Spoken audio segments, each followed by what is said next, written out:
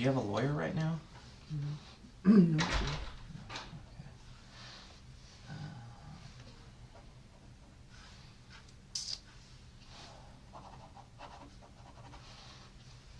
Okay, 331.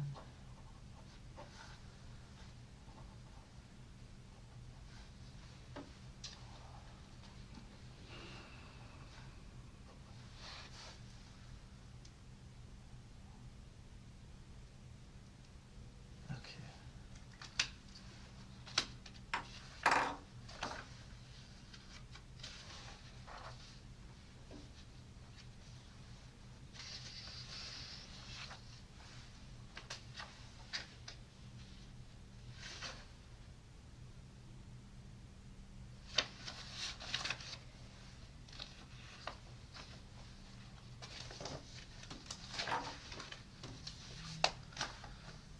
All right, I'm gonna go over just the COVID stuff. You know, they're gonna want to know that. So, have you traveled from or through any of the locations identified by the CDC as increasing epidemiological risk within the last 14 days? Sure. No. Have you had any close contact with anyone diagnosed with COVID-19 within the last 14 days? No, sir. No? Okay. You don't have a fever, cough, or shortness of breath? Mm. Okay.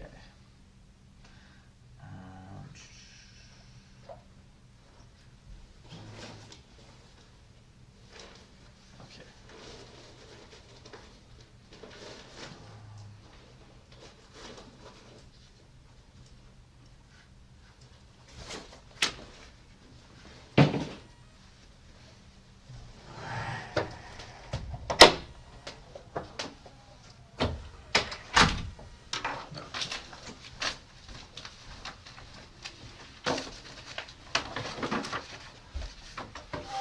Get this table in this room. It's in the wrong spot at all times. I know, it's kind of awkward, hey? Doesn't make it easy for us to sit and talk.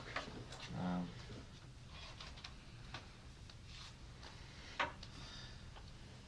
sorry. All right, Daniel. Daniel, do you go by Daniel, DJ, or what do you prefer? I guess Danny. Danny.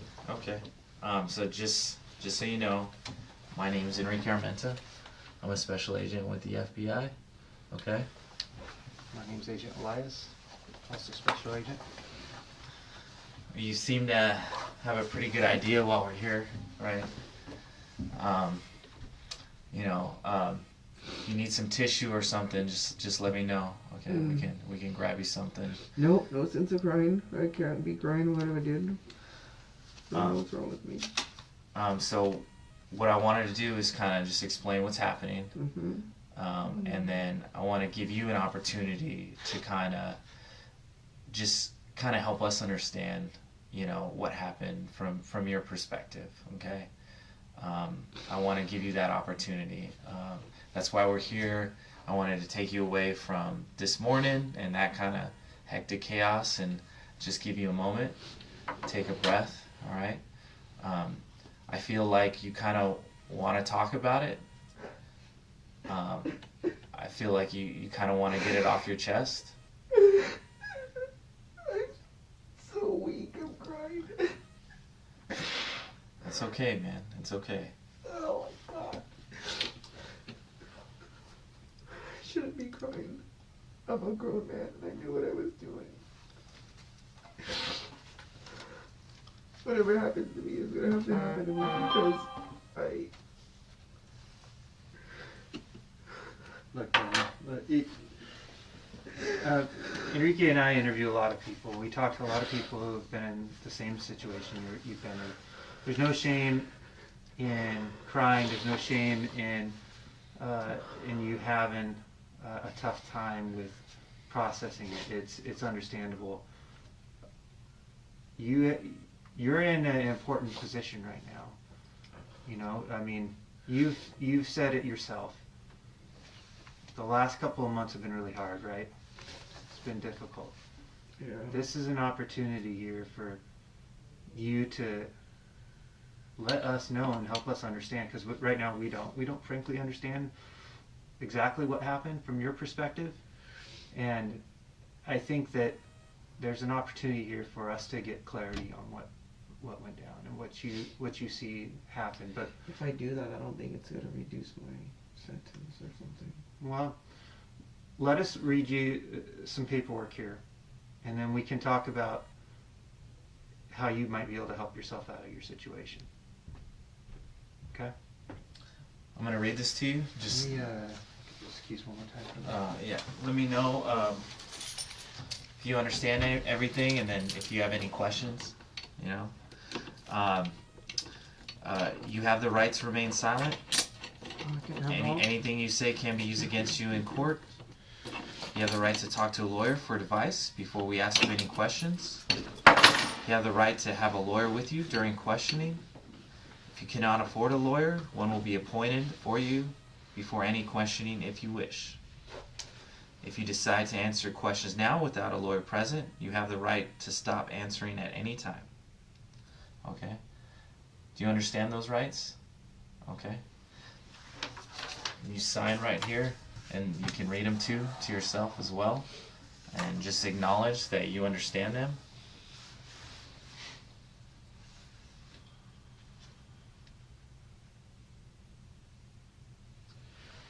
I want to talk to you guys, and in the past, lawyers have always told me, you don't say anything. We're not gonna help you.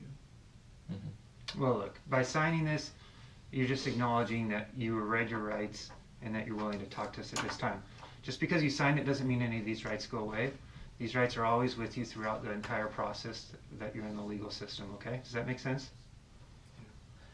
And you have the right, if I ask a question or something makes you uncomfortable, just to let me know. Okay? But just like my colleague was saying here, our goal today is just kind of to get an understanding of what happened, right? Because DC kind of has their version of what happened and kind of how they see things, and now it's your opportunity to let us know, what really happened. Because I got to be honest with you, like they gave me this case, right? And they were like, this guy assaulted a police officer, so I was like, okay, let me look into this, see what we got here, what's going on, just so, I'm prepared, for the interview and everything. And I started like finding these videos on YouTube of these guys posting Armin Rez, We Are LA, Weber's Way. Are you familiar with those? Those guys, those YouTube videos of all the protests and rallies in LA, right? And I was like, oh, what's going on here? And I was like, oh, dang, there's Danny. There's DJ. Where'd you see me? I think there was one in Huntington Beach. There was another one in Hollywood. No, but you saw me in an interview or just in the background? In an interview, and then at the protests, right? They were at Back to Blue rallies, and they were, at these rallies that were like for conservative values, American conservative values. They were like, and at that point. And at that point, man, like I was thinking to myself, because I thought I had an understanding of what was going on, right? They said, oh, this guy's, assaulted a police officer.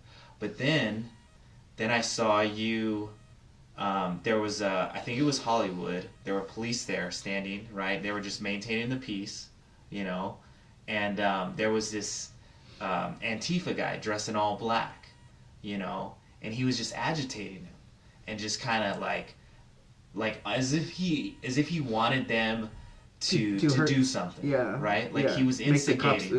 He's making them look bad so that the cops can do something, Right. and then give you all film, and the cops are abusing you now. And Exactly. And then I see you like intervening, and you were like, hey dude, chill out. Like we're here we're protesting. Like you need to calm down. It's not about that. It's not about, that violence and that anger, because he was riled up. He was super riled up, and you were pretty calm for the situation, you know, and the officer was calm. He didn't do anything. I was kind of surprised at his restraint, you know, but just kind of seeing that. I'm not even sure what video you're talking about. Was it with the wheelchair guy? It wasn't that. I don't know if it was that same day. You know the wheelchair guy? Yeah, I do. I saw that one. Yeah. So the police they made a line in the intersection, and he goes with his wheelchair, and he grows up to them, and he has a camera, and he just starts like sticking it like this, like in like the cop's face, and that's when I first started going to the rallies. I was still pretty new at that time. I didn't know anybody, and I grabbed his wheelchair and I pulled him back like 6 or 8 feet, and the cops saw me. I did it right in front of them. I'm like, dude, what are you doing? You know? Yeah. And ever since then, they've, because like how we met that guy in the wheelchair was he was coming across the intersection before the police started their line right there. He was coming over in the intersection and on the crosswalk, and he was acting like a victim, like I'm like, hey, are you okay? You need help? And then like he had a bunch of attitude and didn't like us, and like there were some other people around it that were just like, oh fuck him, or oh he's, and like, so like he was not with us. He was there like against us, and then like we're like an agitator. Right? Yeah, and then I don't know what happened after. This was a while back. This was a long time ago, and then like whatever happened, then like it started getting more intense, and the cops came and did their like line. I think there was only like 8. There was like 8 BLM guys that day, and or Antifa guys or whatever, and they came because I guess a week or 2 before that there was a big fight, and I wasn't there. I didn't go to the rallies yet.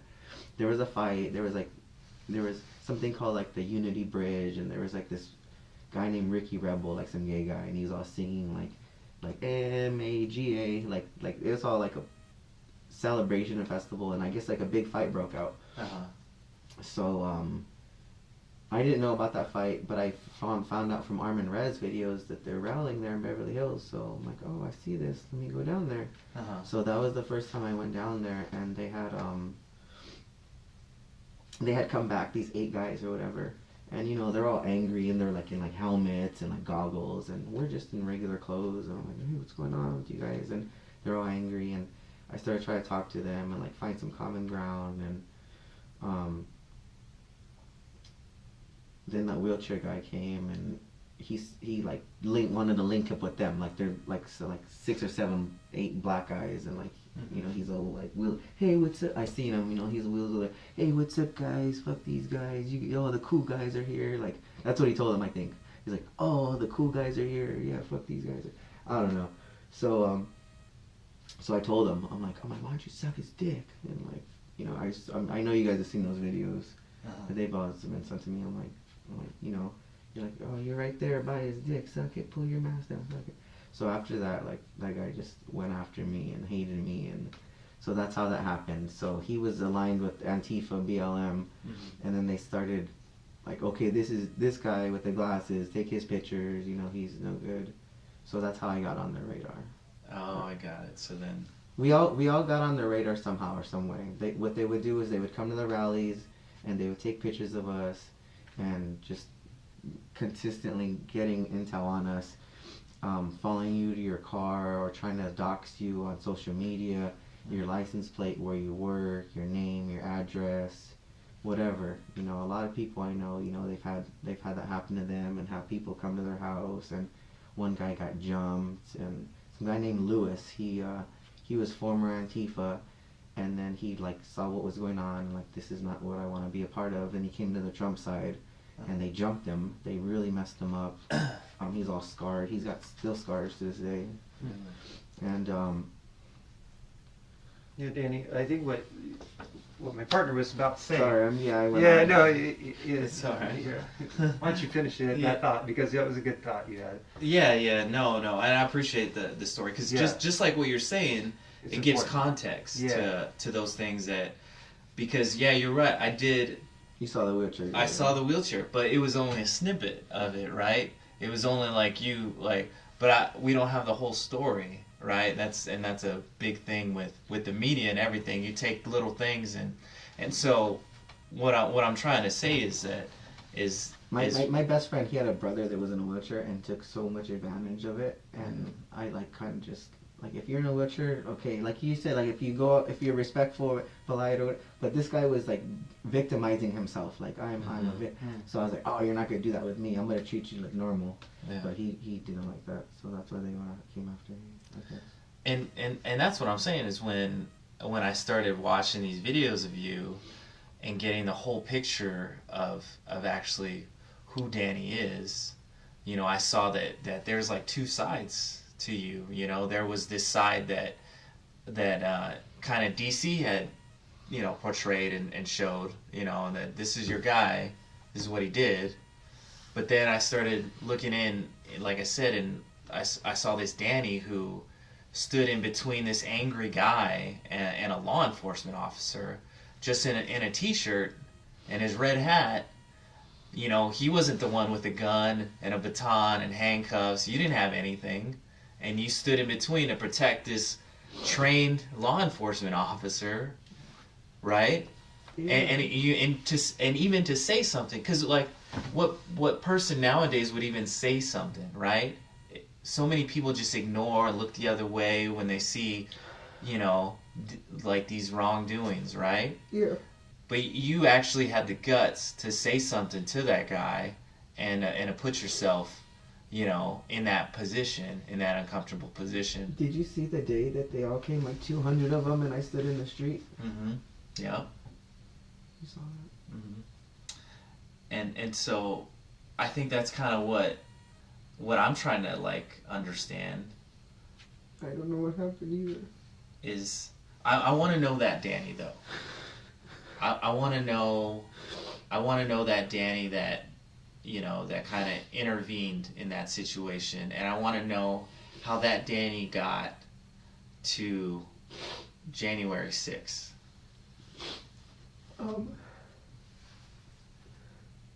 Your story is an important story. I just think that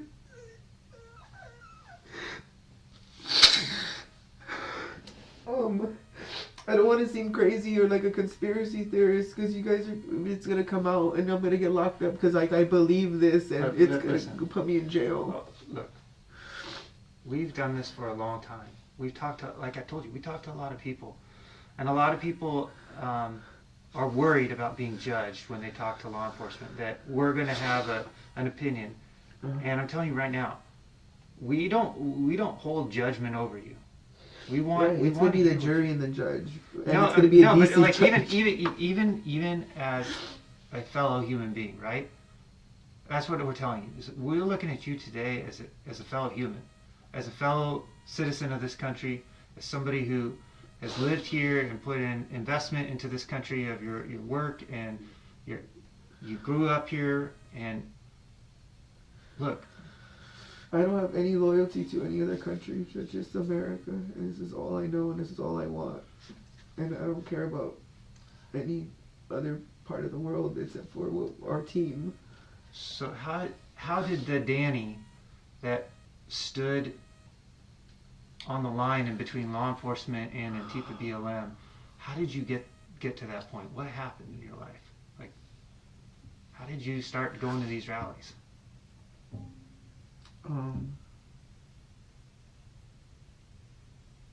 Infowars. And just Infowars? So like Alex Jones stuff? Yeah, okay. Yeah, he's been around a long time. I know lots of people listen to Alex Jones. Alex Jones has some good information. He's got I just out there information. I just wanted to I tried to join the army when Trump became president, and I was already 35. Yeah. And I have like a bad, history of getting arrested with tickets and stuff, right? You saw my record. So they didn't take me. And I just thought that I could still contribute by, I didn't take an oath, but I could still stand up for those same things on my own. You know, I don't gotta get a paycheck. I could still be do those things, and I wanted to go to the rallies to make and there's too much enemy out there, and I wanted to bring them over to our side. I don't. When I say our side, I still feel like I'm on your side. Like we're on the same side, even though you're Like you said, the patriot side, right? Like you're. I don't. It was so fast. I was a good guy, and then instantly I became a bad guy. Well, tell me about that, Danny, because you said wars and. I just saw that there's people that have taken over this country from inside. Globalists and unelected officials, elitists, you know, people who are obsessed with power and control, and you know, a lot of the if you go to LA, you see homeless people, and then you see a Ferrari or Rolls Royce drive by them. Yeah. I think this is awful that it's so lopsided, and you know, I just like the system. Something's wrong, and the politicians are. You go to Garcetti's house. His house is 2 blocks.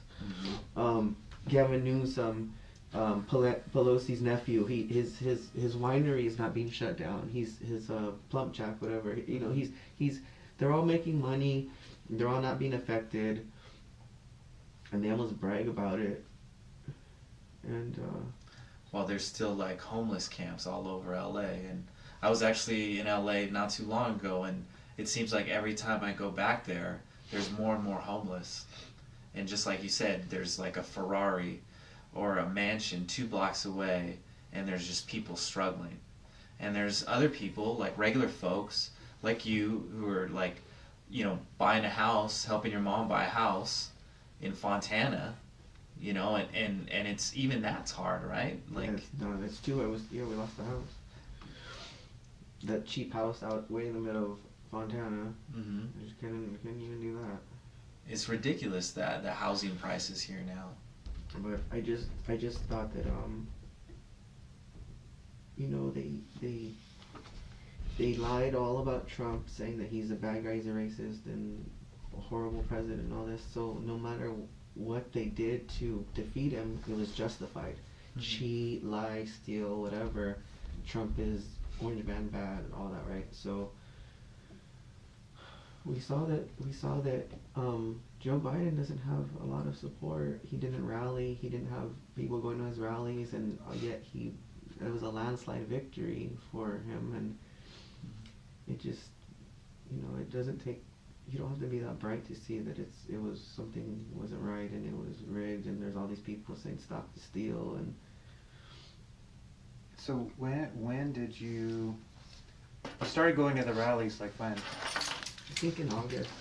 And is that the same time when you started following InfoWars, or was it InfoWars was before that? No, I've been following InfoWars for 2008, 2009. Maybe. Oh, okay, so a long time, right? Yeah, like, yeah, because. But he's the one who, Alex Jones and InfoWars were the ones who kind of put it out there, you know, that there's other news that's not on the TV that they don't want you to show. You know, there's a half hour of news, and they got to put weather and sports in there. They don't tell you what happened in a day, or you know, they don't tell you a lot of things. So I was just trying to seek information, is what it was. I was trying to find the truth and answers, and when I thought I found the truth and answers, I thought it was up to me to. I don't know. It's like when you, like, there's a saying, like, to know better is knowing better, to know better is to do better, you know? So it's like, okay, I know what's going on, and I have friends that aren't going to the rallies, they like Trump, but they're not involved. I have, you know, my mom, she supports Trump, but she's not getting anybody on his side, she's not arguing about him. I'm like, well, I can do this, I can go talk to people and try to bring them, like, educate them, and you know, because they really are, they're killing Trump supporters, shoot them in the head and beating them up, and in school and the public, everything, right? So it's like, I kept thinking that we're going to go to like a civil war, and it's gonna go hot, and it's all gonna, you know, I don't know, I didn't know, nobody knew, so we just thought that it was gonna, we were preparing for the, we're trying to save the country. We thought we were saving the country. I thought I was helping to save the country. So you started going to the rallies in August of 2020, is that right? Yes, sir. And those were all the Trump rallies in like Huntington Beach, like Enrique was saying, or I would go regularly to the Beverly Hills rallies. Okay. And I went to some Huntington Beach rallies, and then I would do some, you know, like Garcetti's house or wherever, I don't know. It was whatever. Somebody made a flyer, and then we would go out and get a flyer, and then we'd go. What would you? Go ahead. Oh, sorry. Who would you usually go with? I would just go by myself, really. Is that how you got into it? Just think saw a everybody- flyer? I think everybody. Well, I saw it on Arm and Res. Mm-hmm. I think it was like on Facebook, Okay. and then I just by accident got like a recommendation. Mm-hmm. I had been to that park years ago when Trump came to town in 2016, and in that park in Beverly Hills called Beverly Gardens, it was a Trump protest. There was 1,000 anti-Trump people there, Mm-hmm. and I showed up. There was like 4, 5, 6 of us that were for Trump.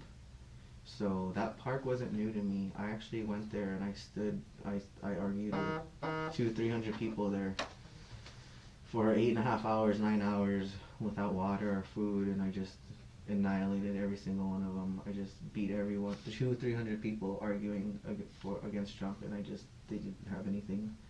And I thought that was like one of my greatest days in my life, and I thought it was something that I needed to be doing. Mm-hmm. I had a lot of answers and information, and I was, you know, because like I said, I really thought that it was gonna be like, a lot of us thought that it was gonna be like a civil war, like there was gonna be straight on like the original Civil War, you know, like almost, you know, like brothers and sisters and fathers, and you know, everyone's fighting each other, right?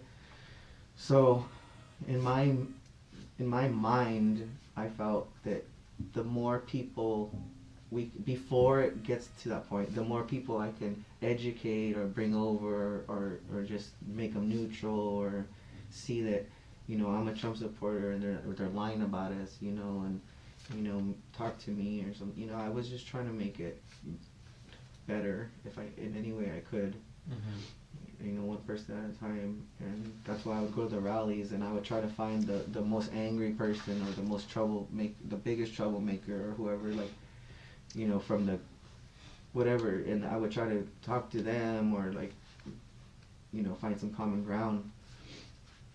And that's essentially what I was just trying to do, is just trying to essentially campaign. I was just campaigning at rallies and on my own, and really, that's how everybody just showed up at those rallies by themselves, and we all just started talking to each other every now and then. You had that one thing to bring you together. And Yeah. When did you become convinced that there was going to be like a civil war? Well, it was always looming in the back of our minds, you know, because I mean, it almost happened with Hillary and Trump, because we felt Hillary.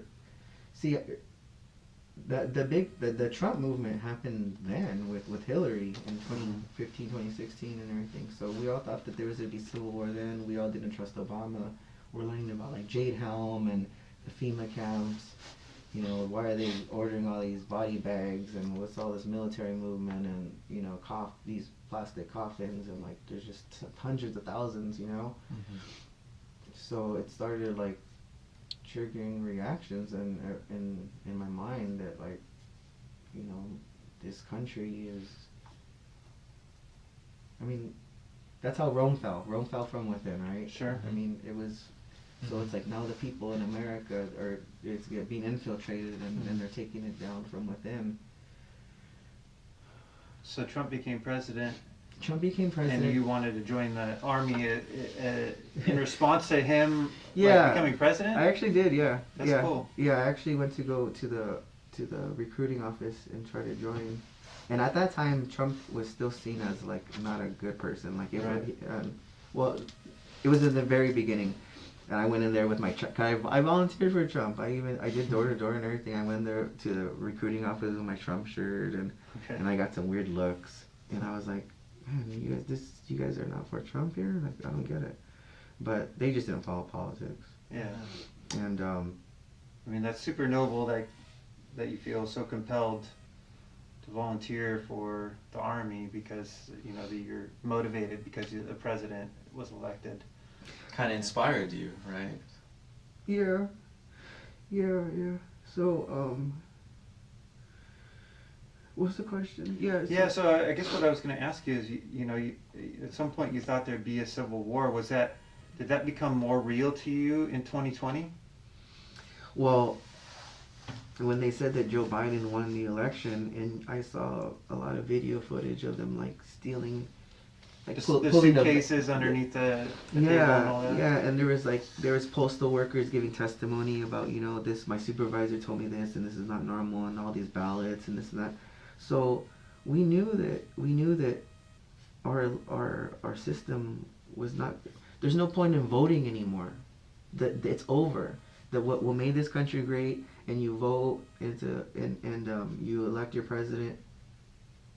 We can't even do that anymore. Like they saw that. I think my beliefs are that an overwhelming number of people came out to vote for Trump, and he actually did win that election, the popular vote and the electoral vote. Mm-hmm. And I think that they saw that he was just so popular, and he's not going to lose his re-election because the economy is so strong. Then they brought up the virus, and I think the virus was meant more to kill the economy than to kill people. It was really hurting his reputation, because he has a ego and a big reputation for being a businessman and all that. And then they just want to blame him for. Anyways, they made sure that the election was lost, and there's no point in voting anymore. So it's like, I'm thinking they're gonna come around, they're gonna come around us out. Mm-hmm. The Trump supporters?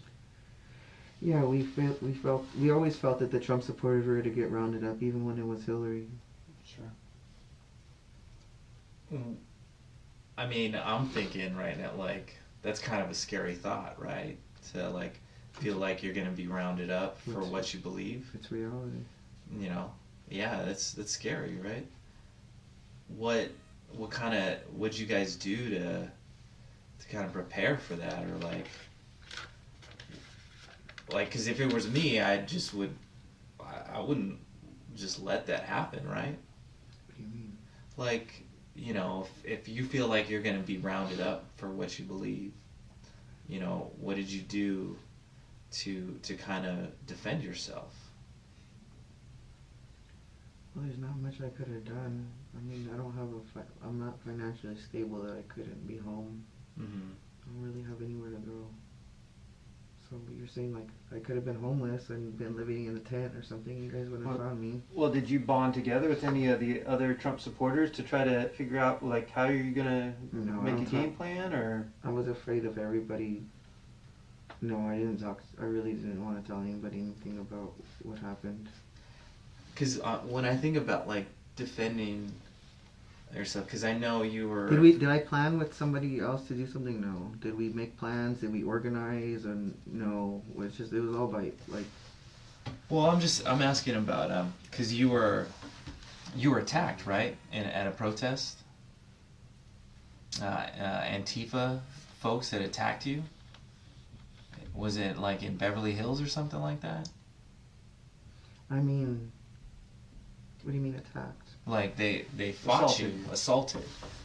No. Is that never happened? I don't think so.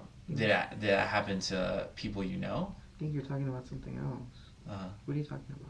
Well, I'm just asking because I know there have been clashes with Antifa and some conservatives at protests. Just kind of like the example I gave earlier, and some of them have been violent, like Antifa has been violent. Like, would you not agree? Yeah, but I'm not gonna incriminate anyone that I know that's on my side.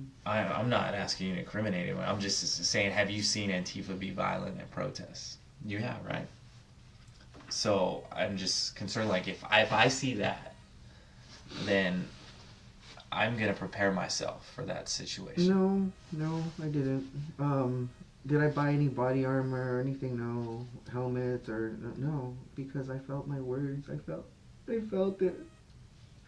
This might sound weird to you guys, but I would pray to God to give me the words and the wisdom and to direct me to the right path and to protect me and to help to give me the words to help other people and to open their eyes. And I felt like I didn't need to be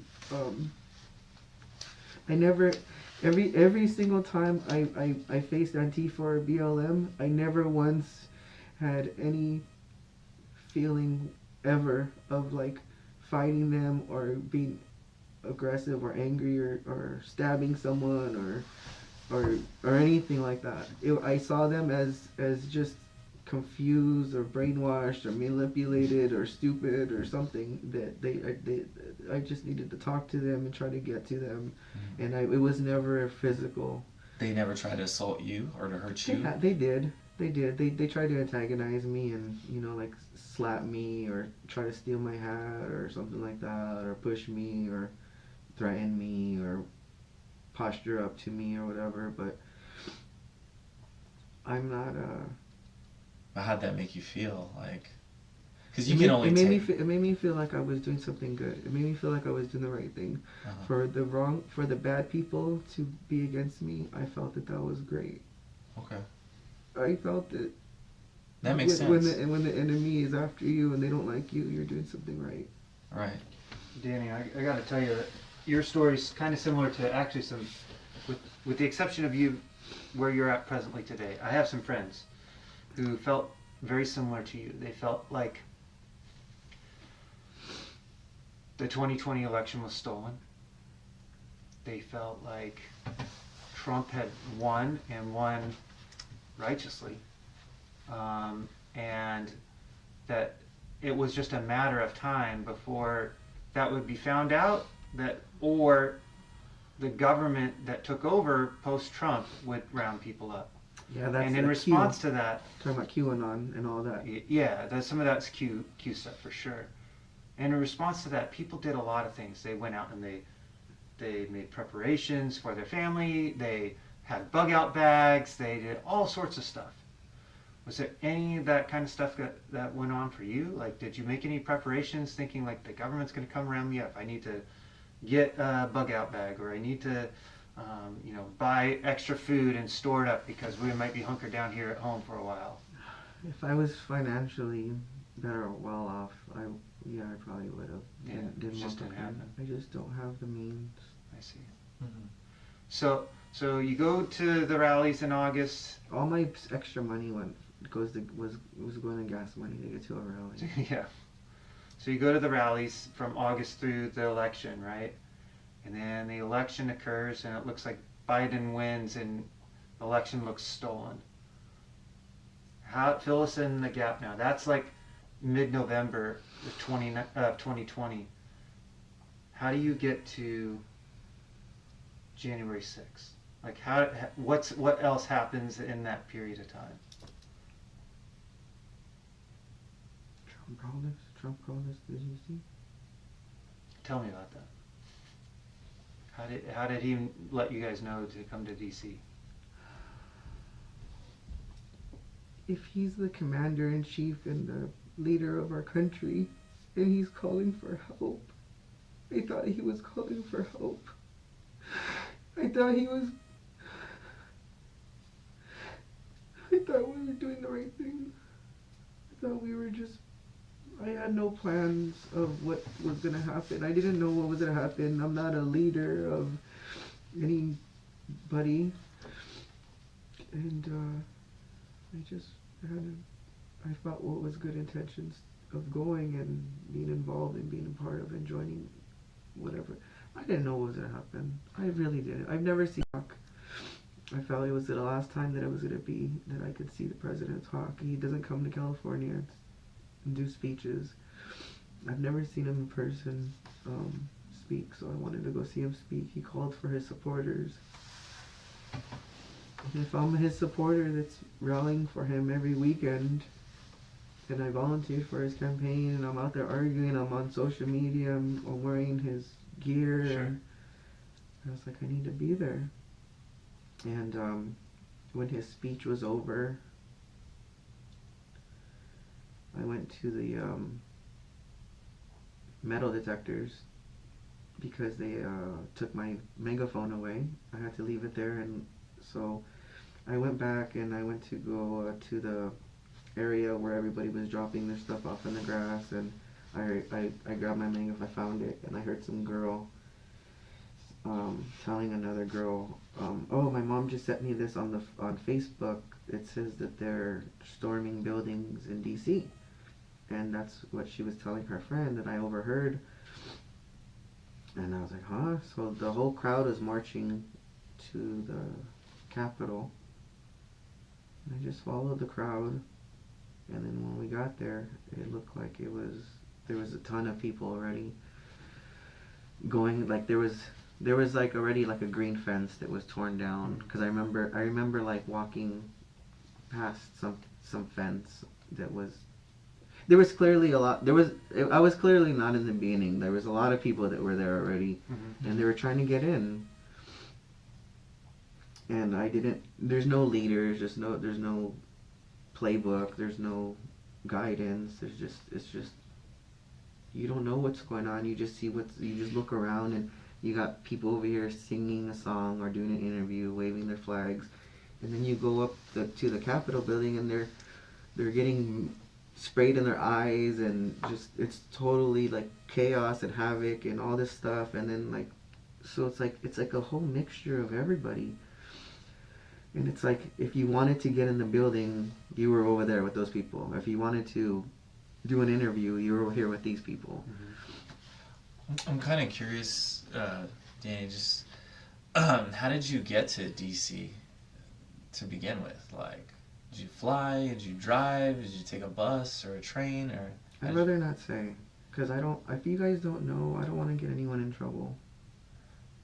Okay, well then go back to explaining your position. And you followed the people past the green fence.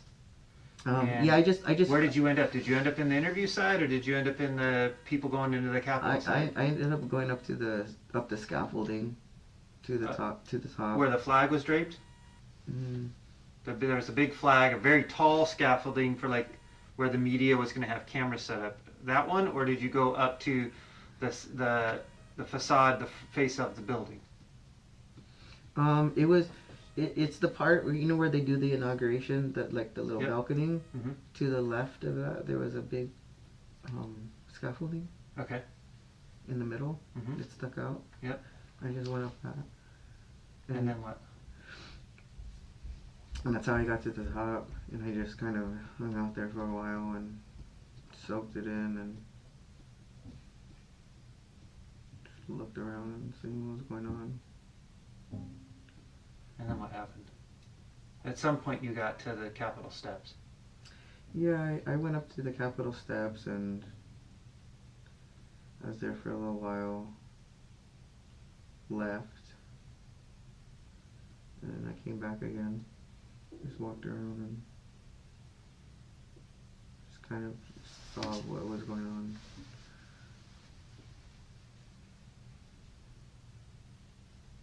And you think that's why you're here today? Is because you climbed the scaffolding? No, you guys kind of told me that I assaulted an officer.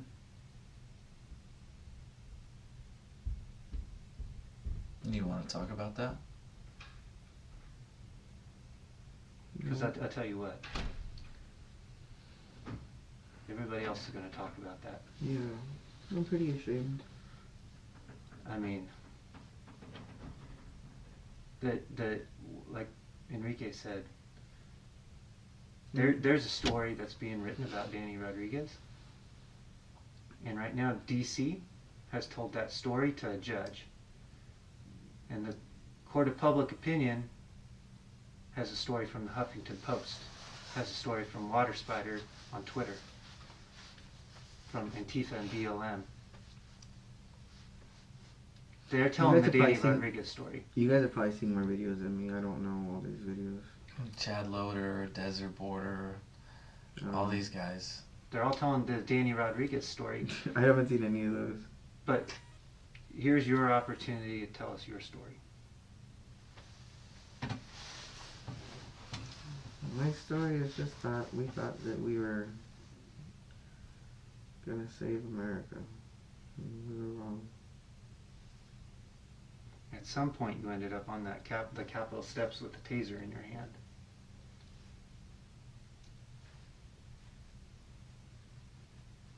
And somehow, you felt what you were doing was the right thing to do. Somehow you were maybe misled.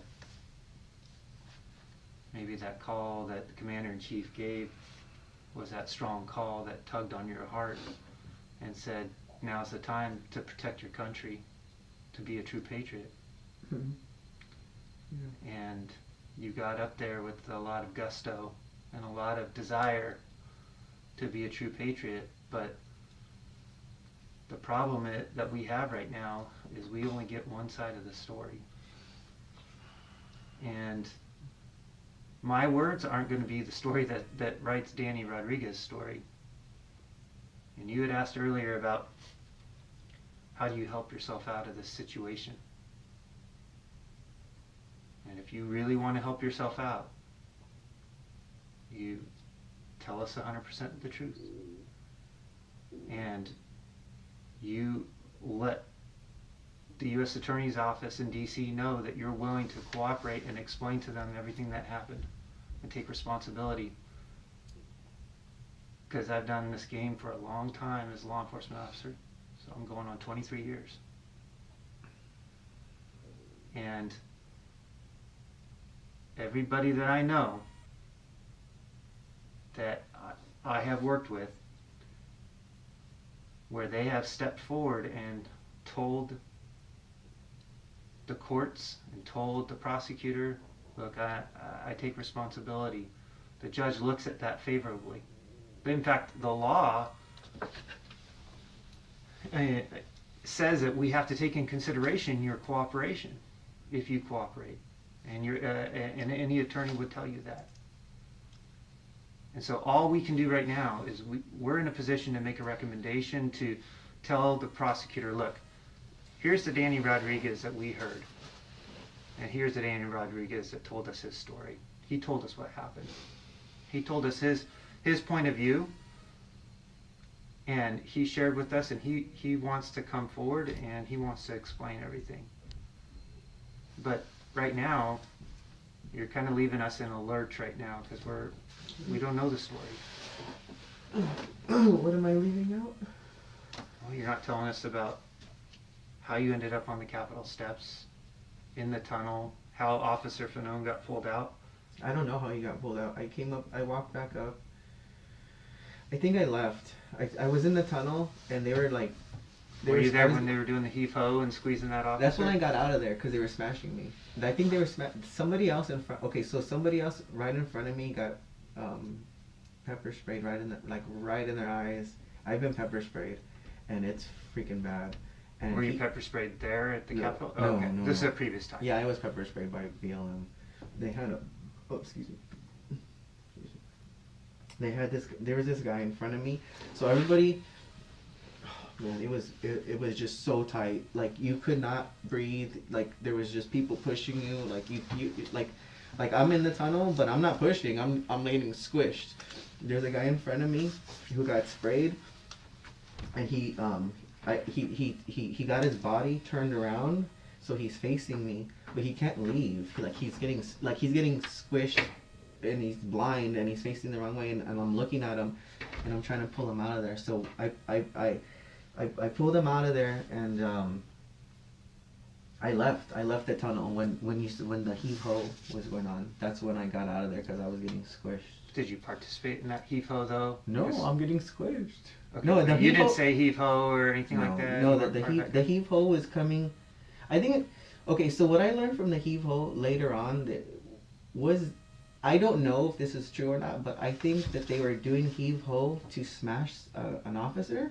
That's what it appears on the video. Okay, so when they were doing the heave ho when I was in there and that was going on, I didn't know that. I thought it was not for. What I learned, I think afterwards, was there was a cop in the side Mhm. by a door or something, and he was getting squished. And I don't know if that's what they were trying to smash him or not. But there was like the officers had shields and they were on a. I don't know how deep that. I don't know how many of them there were In the that they could tunnel. hold us back, but there was so much there was so many people pushing on me Yeah. that I don't know that I was getting my lungs crushed, so I Yeah. couldn't breathe. So that I don't know how they were able to hold us back. Yeah. But that's when I got out of there. I pulled that guy out of there and I got out of there because I couldn't breathe and that guy was all sprayed. And then that's when and I think I took like an hour, half hour or something break. And then you went back up the steps. I went back up the steps and they were pulling someone out, and I didn't know who they were pulling out. I thought it was one of the Trump supporters they were pulling out, and then I saw who it was. It was some kind of officer. Yeah. So what happened? So you saw the video. What happened? Yeah. Danny, this is like my colleague said. This is your opportunity I'm to so tell embarrassed. us. I'm so embarrassed and ashamed of that. The way you can help yourself is by being completely honest with us, okay? And that means not leaving things out, okay? Do you know what a lie of omission is? What's an line on this? Lie of omission is kind of like if I ask you a question and I don't ask you like the direct question, like when's the last, if I'm selling you a car and I'm saying, and I'm buying the car from you and I say, when's the last time the car's been serviced? Mhm. And you're like, oh, it was serviced last week. It's good to go. Mhm. But you didn't tell me that when it was serviced, they found out the transmission was shot, tires were bad, Okay. all this stuff. So those are facts that I would want to know. And what I was trying to get at, you didn't necessarily lie, but it's a lie of omission because you left key facts out.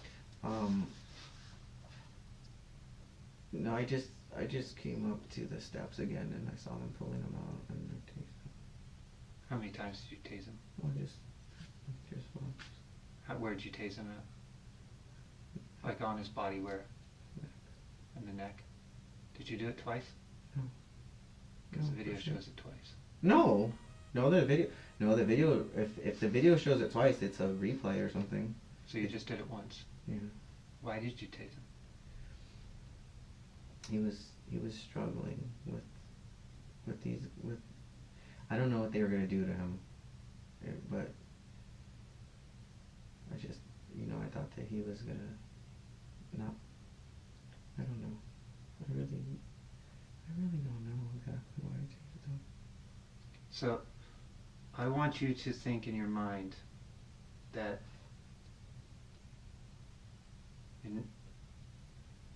my partner and I, we got here to talk to you, and it's not January 7th, it's not January 10th, it's March 31st. What do you think we've been doing between January 6th and March 31st? Grounding people out. No. We've been focused on you. We've been trying to figure you out. And we know a lot about who your friends are.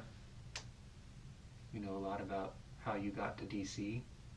We know a lot about how you spent your money before you went to DC. Can you share any of this with me? Well, here's the deal. What do you mean? What money do I have? What he's trying to say is that we know about 99% of the questions that we're asking you, so that it's completely clear and all our cards are on the table that it's really important that you be completely honest with us and tell us everything, especially without us saying that these facts and then you later agreeing to them. It looks better if you just give us those facts. We're not trying to trick you. We just want you to put your everything on the table, and I don't want it to be we're not, if we're going to put all cards on the table. I'll tell you right now, there's other people today that are being talked to, and we talked about the story that's being written about Danny, right? Danny gets to choose if he writes a story today with us. But right now, the story that's being told is by DC, is by Antifa BLM and the Huffington Post, and is going to be told by the people that we're talking to today that choose to talk to us. And they may tell a story about the Danny Rodriguez. So if you're making things up or you're leaving things out, that puts us in a bad spot, because we can't go to the prosecutor and say, no, Danny's a stand-up guy. I haven't lied or made anything up. Okay. Well, but why do you think we're bringing this up to you about lying and making things up or leaving things out? Or lies of omission. We're bringing that up because we want to give you a chance right now to clear that up with us, clear that space up with us. We know that you had a taser. Someone gave me a taser there. Someone at DC? Or before you got to DC? No, a stranger. A stranger? It was actually a stranger. Are you lying to us, Danny? No. You know, it's a separate crime to lie to a federal agent. Okay, I mean, I'm not lying. Just so you know, it's a crime to lie to us, okay? That could be a separate charge. I asked if anyone had a taser, and they did. I said we need a taser. Who gave you a taser? I don't know. I really don't know. And they didn't get it back. I tried to give it back, and I kept it. And I don't have it now. Let me stop you right I there. threw it away. Where? When I came back from DC. Danny, like my colleague was saying, there are other people being talked to right now. Okay? They're talking to other agents like us, and they're telling us their story. Who are you guys talking to? The people that I know, you're saying? And Danny, it shouldn't matter to you because you're being completely honest with us, right?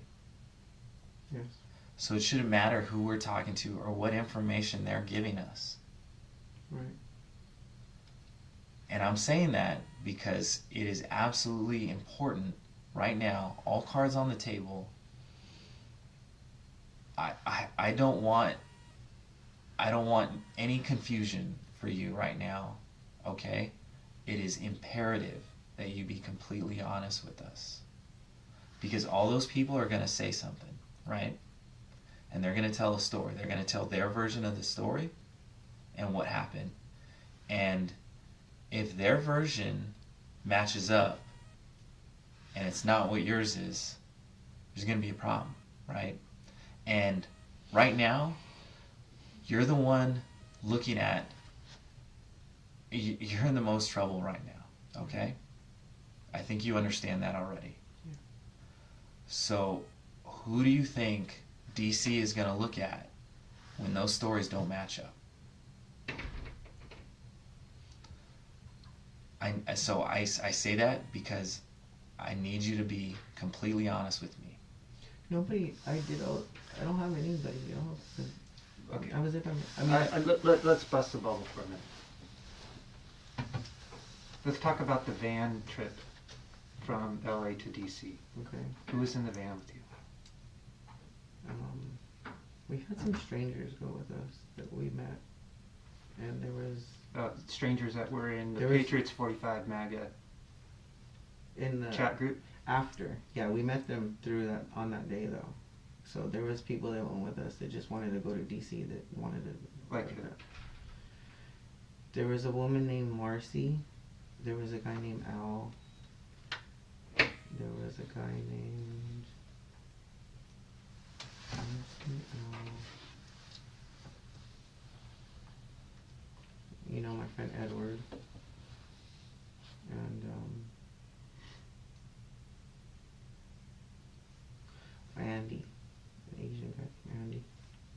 Okay. Tell us about those people. I haven't talked to them since. That's not what I said. Okay, so Andy was a friend of some woman that went to the rallies, and she recommended him. And Andy never been to a rally before, but he really was a Trump supporter, wanted to go to DC, so he went with us. Marcy was like an older lady, and she also was a Trump supporter, and I don't remember anything really about Marcy. She was just like a Hispanic lady, older. Nothing. I don't know. Nothing really else about her. Al, we picked him up in Scottsdale on our way. He needed a ride too, and they're just regular people. They're not extremists, or they didn't make like they weren't trying to do anything crazy. They didn't do anything when we went. What about Ed? You mentioned Ed. Edward and I are not talking anymore. Why not? We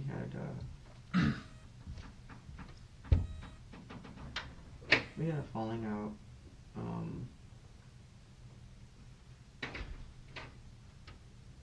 I ended up talking to his ex-girlfriend after the trip, so me and him are not friends anymore. Is that Frischkorn?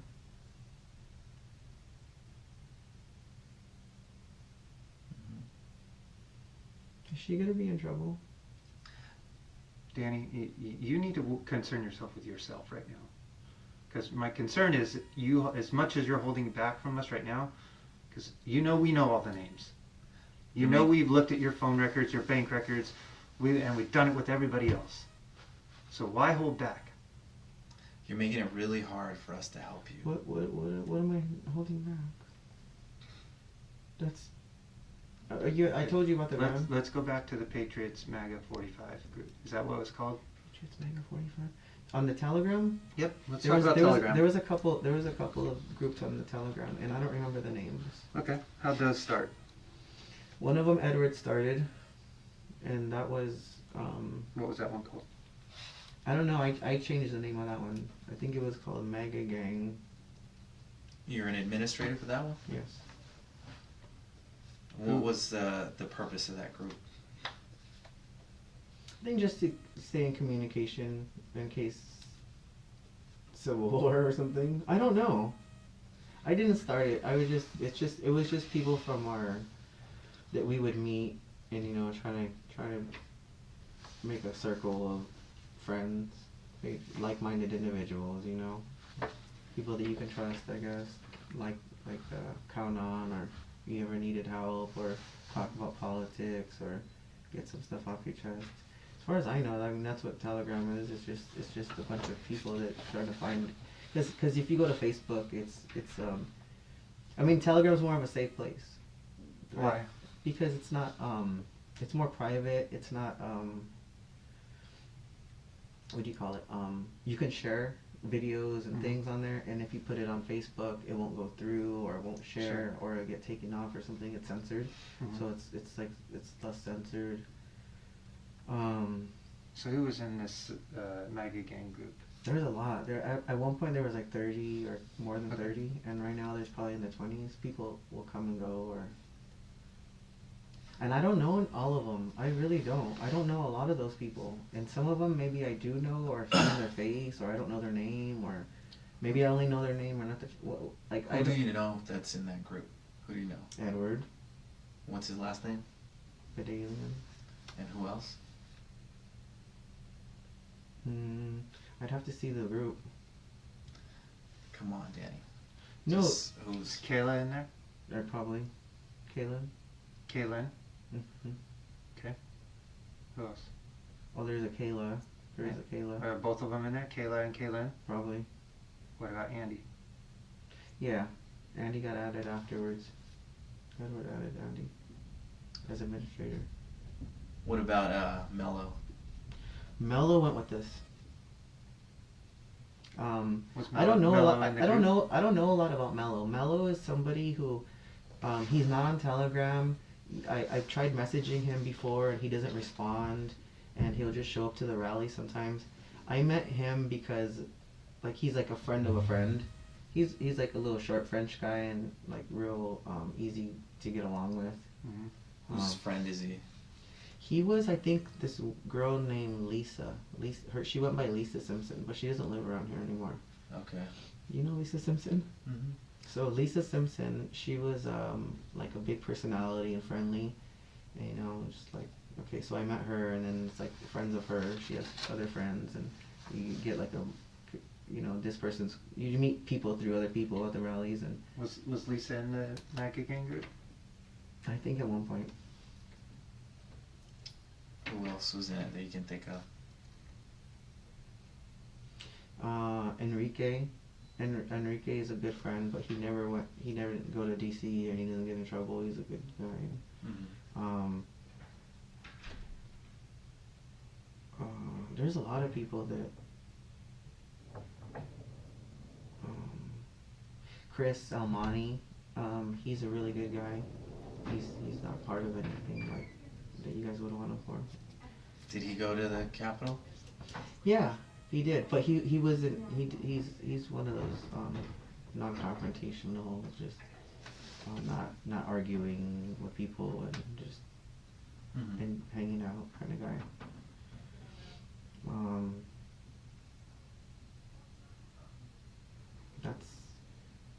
That's who was in the van. So in the van was who again? Because we Mark- were going over Mark- MAGA gangs. okay, so let me go over the van. The van is Marcy, Andy, Edward.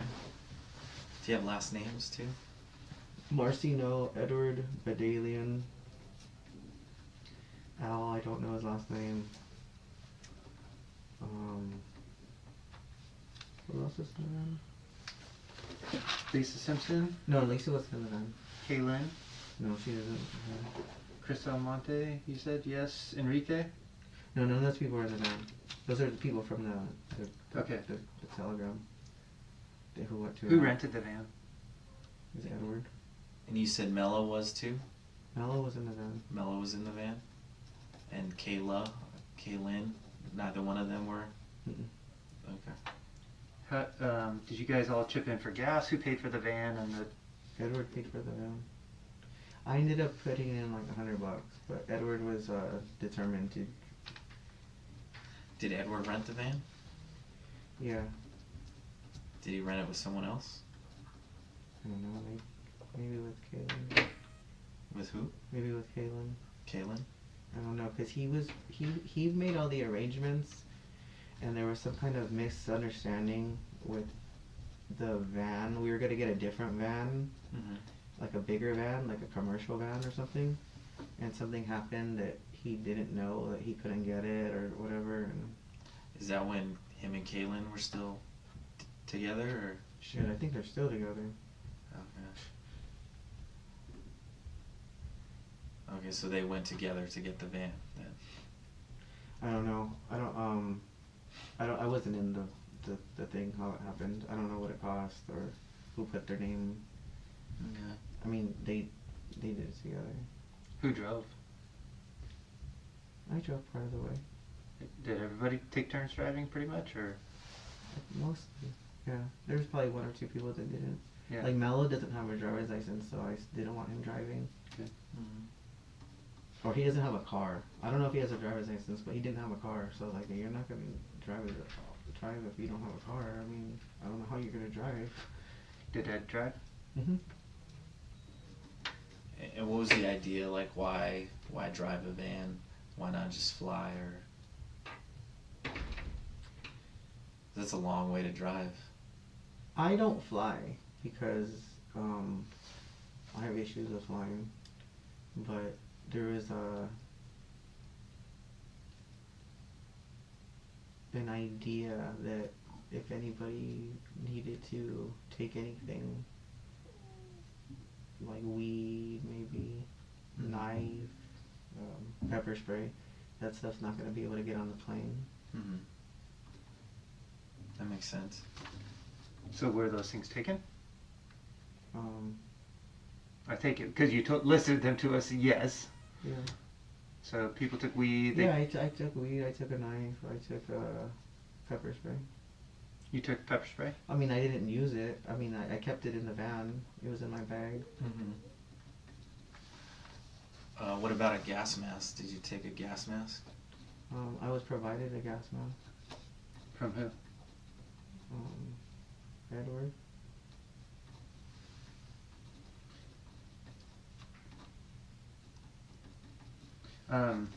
What other items did other people take?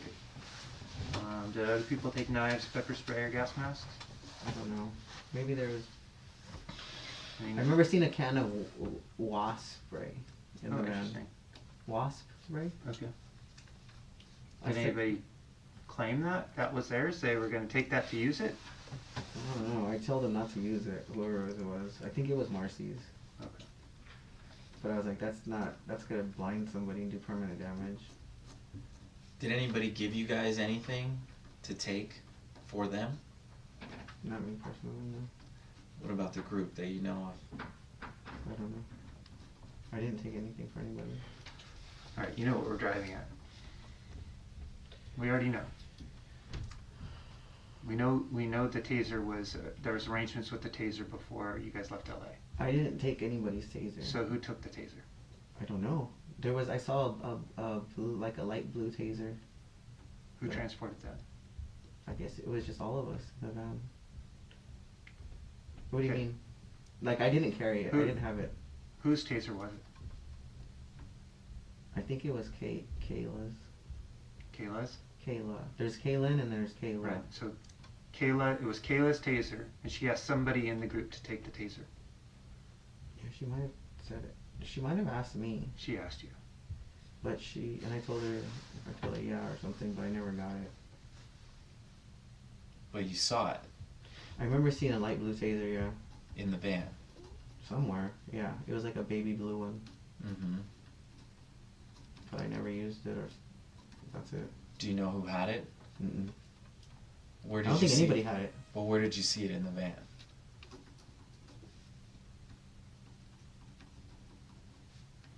I don't know. Maybe somebody just like had it in their hand or something. Like was just like putting it in somewhere. Mm. But I remember seeing there was a light blue taser, baby blue. Because I'm just thinking, if I'm bringing a taser, like, you would know about it, because I'd be playing with it, or I'd be, you know. You know what? joking There was around. another taser. There was two tasers. Okay. There was Andy bought a taser, but we never used it. I think it got returned. Uh-huh. I think he bought it, and Edward was like, yeah, like. I think we got a call or a message or something. He's like, hey, I'm buying stuff. I'm at the store. There's a taser here. Should I get it or something like that? And I don't remember, but I think Edward was like, oh yeah, like. It was a flashlight and a taser combination, and that was what somebody was playing with. You're right. Somebody was like, you know, like if you have a taser, you're doing Yeah. it. So. We have cops here who, like, play with tasers, so I know you guys were... It was that flashlight one, but nobody used that on anybody, and that got returned to the store, I believe. Okay. I think. But that baby blue one was Kayla's, but she never got it. Why did she ask you to take the taser? We've had issues. We've had problems with BLM and Antifa. I'm telling you, I've been pepper sprayed. That guy Gabe, that used to be a friend of mine, he was stabbed for wearing a MAGA hat. He got stabbed in his arm. Edward got jumped on Halloween. We've had a knife pulled out on us here in Riverside on over by the Tyler Mall. We did a rally, and some guy came out with a big ass knife on us and told us to get out of there. We've had I had a gun pulled out on me. Well, not pulled out, but he opened his trunk and he had a gun in his trunk because we were in Venice Beach, and I was the last. We had our flags, so we've been stabbed. I've been pepper sprayed, knives, guns. Sure.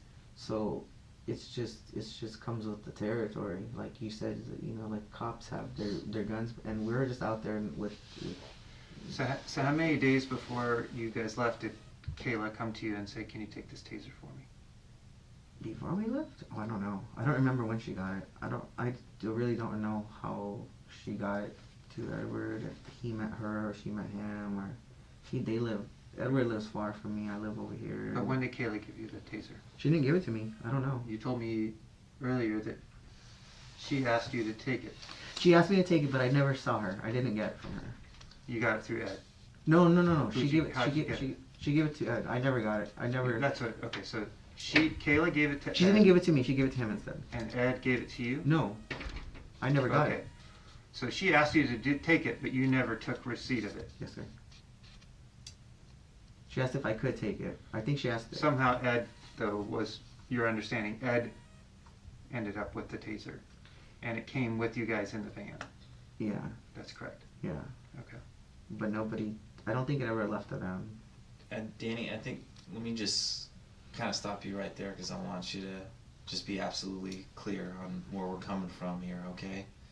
So, you're telling us that Ed got a taser, he had it, you never had it, and you Ed- never used it. Ed got it. Ed got the light blue baby taser, I believe, from Kayla Mm-hmm. to give to her when she was in DC when they saw each other again. Okay. But she, because she couldn't take it on the plane, I guess. I don't know if those are not allowed on the plane. So she never got it or needed it, and we just brought it back in the van with us. And then there was another taser that was bought right before we left, and Edward said I think that he wanted it, and then never used it either. Stayed in the van as well. And then that got returned to the store. And see, that's where I'm having a hard time here is because Kayla gave you guys a taser, gave it to Ed, Mm-hmm. you had it. No, I and didn't you, have it. Not you, I'm sorry. It was in the van. Mm-hmm. The group had it. Mm-hmm. And then you had it, the group had it when you went back. But then in the middle on the 6th, Mm-hmm. you got a taser from someone else, some Mhm. random person, A black woman. gave you a taser, and that's what you used on the officer. You see how that's kind of weird to me? No. I mean, no, I don't. What's weird? Well, describe us more than how you ended up with this other taser from some random stranger. Because right now it seems a little more logical that the taser that was used by you Mm-hmm. was a taser that was brought from LA. Yeah, for sure. So explain to us. We're happy to listen.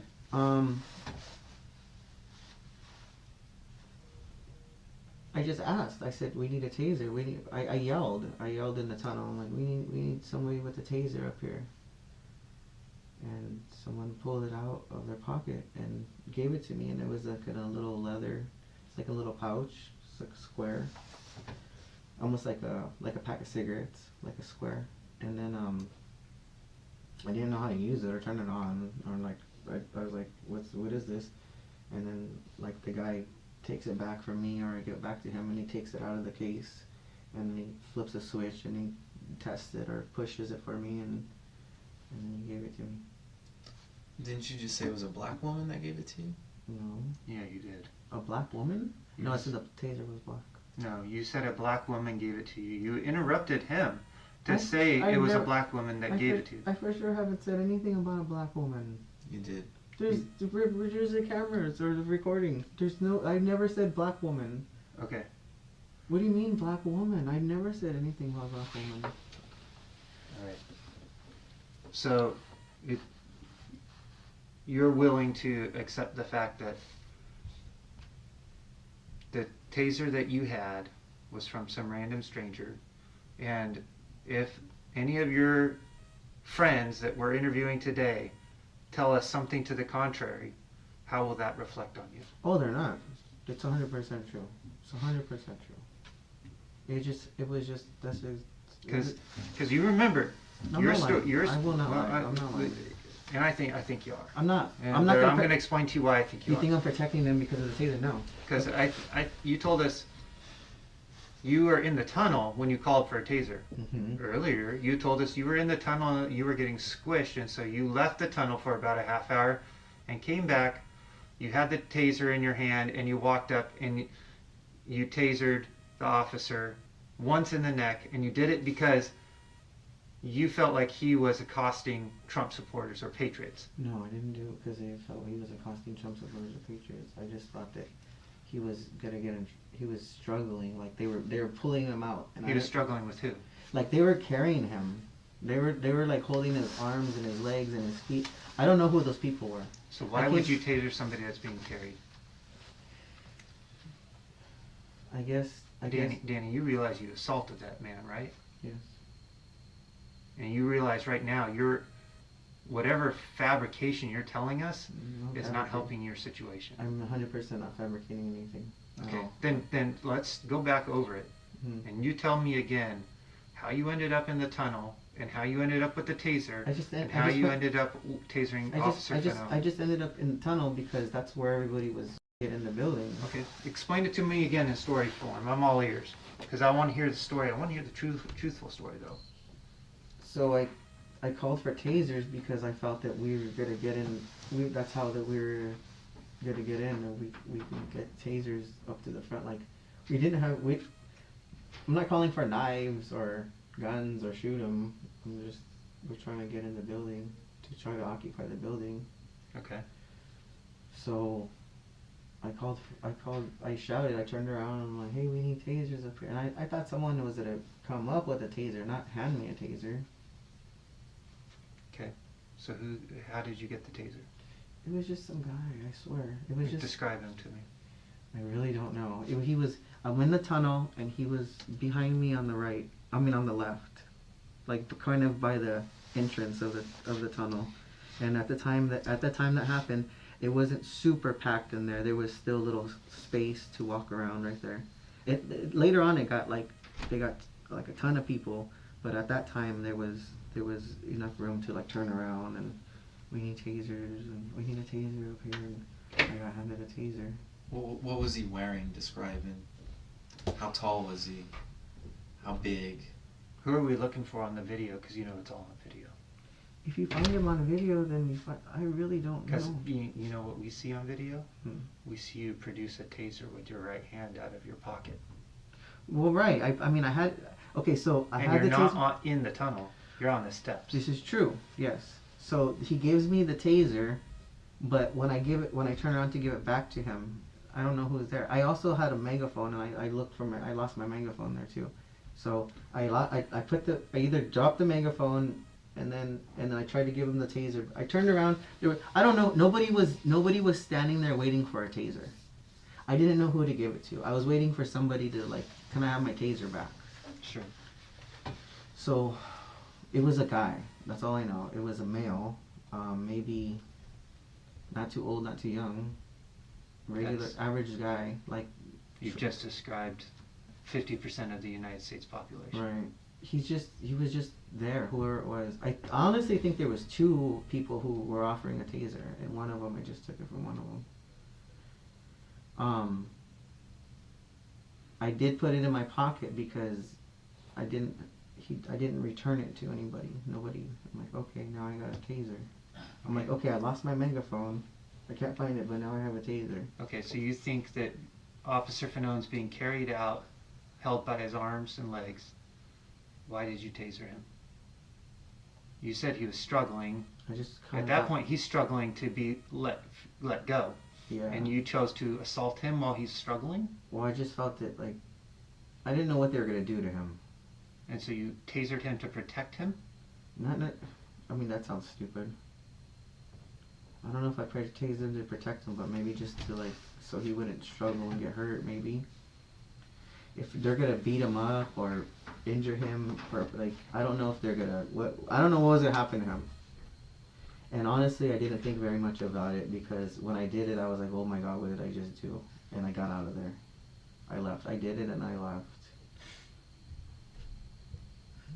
I was like, what did I just do? The taser there was 3 tasers. 2 we brought. None of those 2 that we brought got used. Danny, you understand how serious this is, right? You understand that you're the one facing like full disclosure, all the cards out on the table. You're looking at 7 federal felony counts. I was just 7. What is that? The rest of my life in prison? It's a lot of years, man.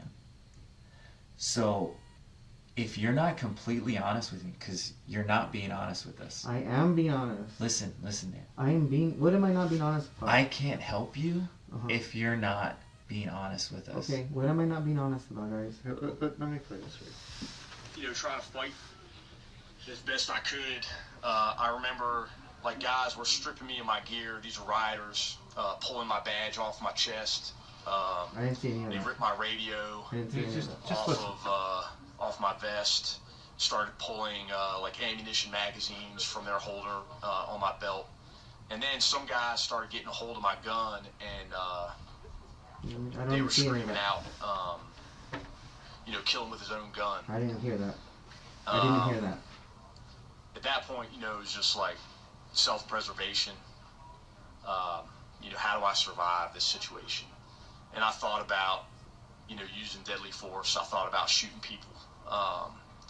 And then I just came to the conclusion that, if I was to do that, I might get a few, but I'm not going to take everybody, and they'll probably take my gun away from me, and that would definitely give them the justification that they were looking for to kill me. I wouldn't have killed him. I tried to kill him. I wasn't trying to kill anybody. Look, Other than the cops. the disparity is in between your story and what happened to Officer Fanone and what's on video. I can show you the video of you tasering him twice. No, it's not twice. I'll show it to you. You show In it just to a me, minute, I please. will. But the disparity between what you're saying happened, describing, I'm such a benevolent man, coming up to a poor officer who's struggling to keep it to survive, thinking he's going to die. Let me help him out. Let me taser him. Is that really the story you want to be written about you? Is that in all of my benevolence, I decided I was going to taser this man who is struggling for his life in that moment and thinking he's going to die? 4 daughters. No, I wasn't trying to kill him. I didn't want him to die. Then tell us what happened. Don't leave the story be this crappy story that you're telling us right now, that you were just there to help him and taser him. No, I wasn't. I was. Danny, I'm not smart. think about your mom. No, I'm just not smart. I'm not lying to you guys. I'm not lying. You need about to think anything. about I'm not lying how about anything. I haven't lied Danny's about story anything. is going I to be haven't lied written. about anything, you guys, so far. I have not lied at anything. I have not lied anything. Danny, just take a minute, listen to him, okay? You are in a great position right now to help yourself. We're your 2 advocates right now. We can advocate to the prosecutor, hey, Danny made some mistakes. I'm not lying. But right now, neither Agent Armenta or myself feel confident in what you're saying. Okay. What do you want me to tell you? That I tased them? Yes. Explain Am I a fucking what you piece of did. shit? Yes. Why did you tase him? I don't know. I'm a piece of shit. I'm sorry. I don't know. He's a human being with children, and he's not a bad guy. He sounds like he's just doing his job, and I'm an asshole. But why? Why would you go up there with the taser? Why would you take that taser that was given to you from your friends and tase him? It wasn't given to me by my friends. It was given to me by a stranger. I swear to God. I swear to God. These is not the same tasers. I'm telling you. I'm not trying to protect them. I'm not Okay, trying to protect somebody. So let me pull the video because I want you to see it of you tasering him.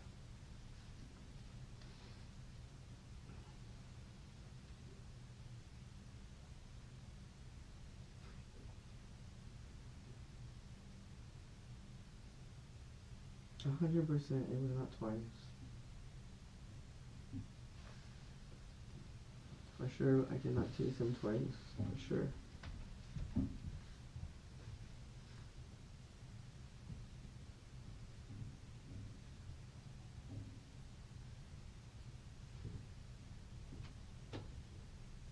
You've got big dreams and need a guiding hand to help you get there. Whittier College is here for that. Whittier College, located between downtown LA. Officer Fanone was among a phalanx of police at a west entrance here. At DC Police almost never let us talk to line officers, but they wanted us to hear from this hero of democracy. This is the hallway where Officer Fanone and his comrades refused to yield. Were you in this hallway? I mean, I was not. No. I said, well, we're going to go. Suit up. Fanone has been working plainclothes for a decade. He could have spent the riot waiting at his desk. But he and his police and duck hunting partner, Jimmy Albright, self-deployed to the Capitol. He said he's bent over at the waist, and he's dry heaving, obviously from inhaling all the See CS if you can gas. find that video. One of the first police commanders he encountered was the head of investigations. And I remember Do you thinking to remember the myself, fire like, alarm going off in that hallway? this dude looks like Jordan Patton. I wasn't in there for that. Officer I think I Daniel got out Hodges before that. had already Yeah, been I didn't see squished that. between the door and the mob screaming heave ho. Fanone says it was like medieval combat. And it was like the real life 300 minus the six-pack abs, which none of us have. Somehow, the mob grabbed Fanone out of the line and dragged him into the mob, beating, tasing, smashing him with flagpoles. I remember thinking, like, at the moment that I got outside, like, there's a lot of damn people here. Did you think you were gonna die out there? Guys were, like, grabbing gear off my vest, and I remember guys chanting, like, kill him with his own gun. I thought about killing people. I'd probably shoot a couple, and then they're going to take the gun away I don't from think they me. were chanting "kill him with his own gun." Maybe one person said that. They weren't chanting that. Fanone thought of his 4 daughters. I have kids, he told the rioters, and a couple of them showed mercy. Thank you, but you for being there. What do you mean they helped him? They just said "fuck you." This is the video right here.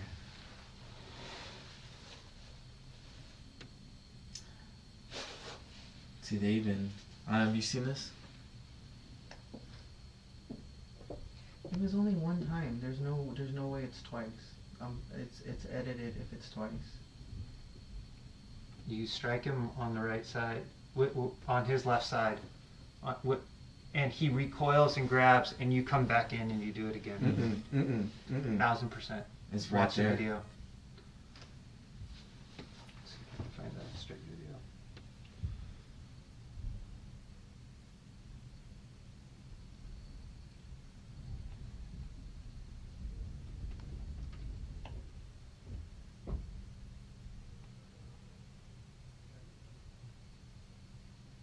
There's the taser.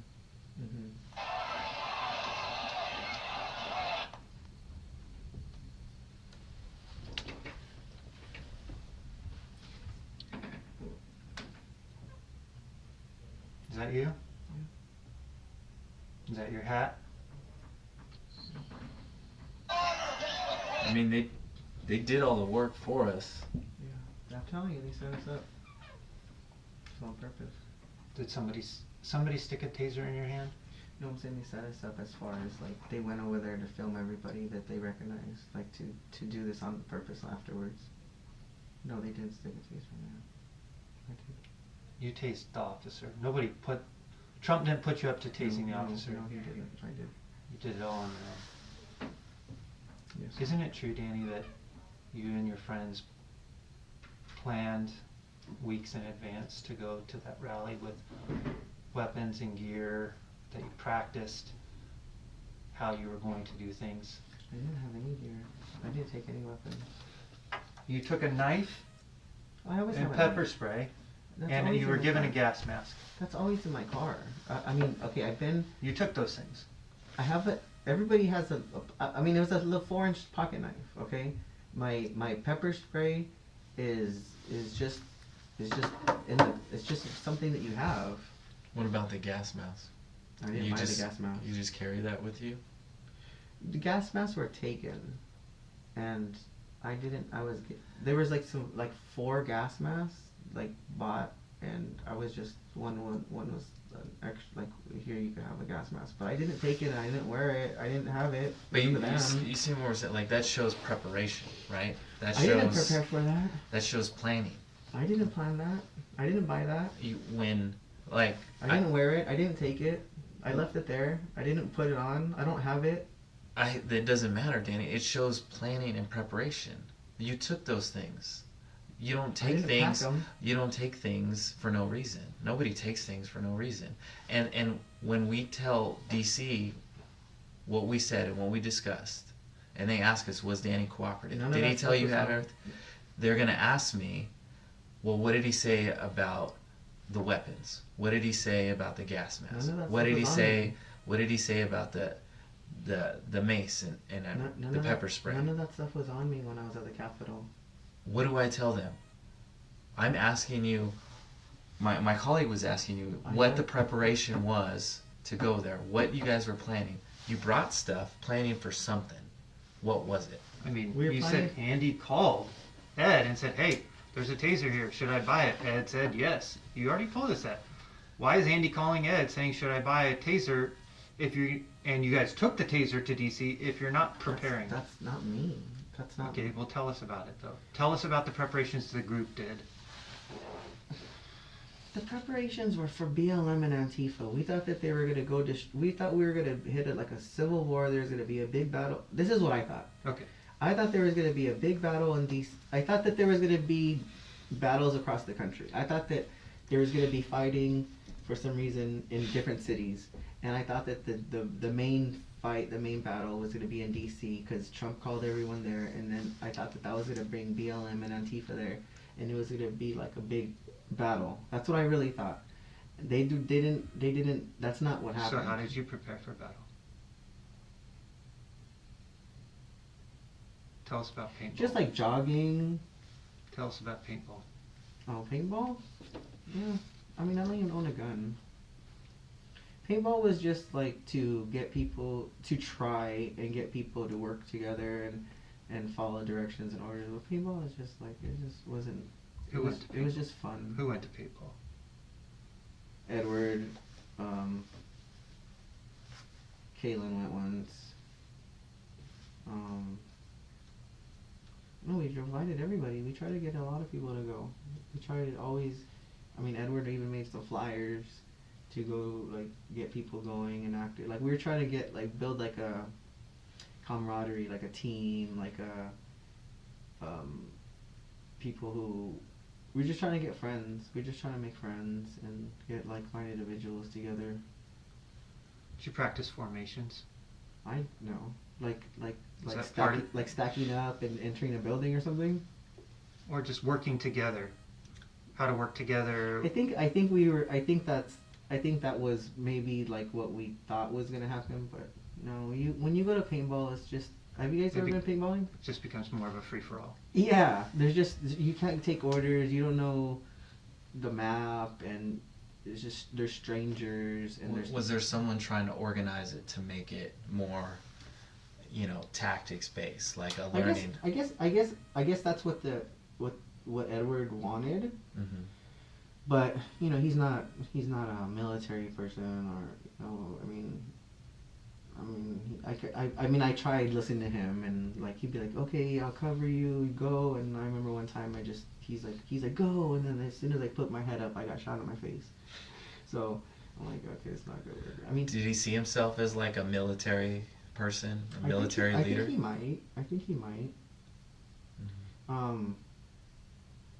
I learned I never had been paintballing before, and I learned that if that was real bullets, there's no chance.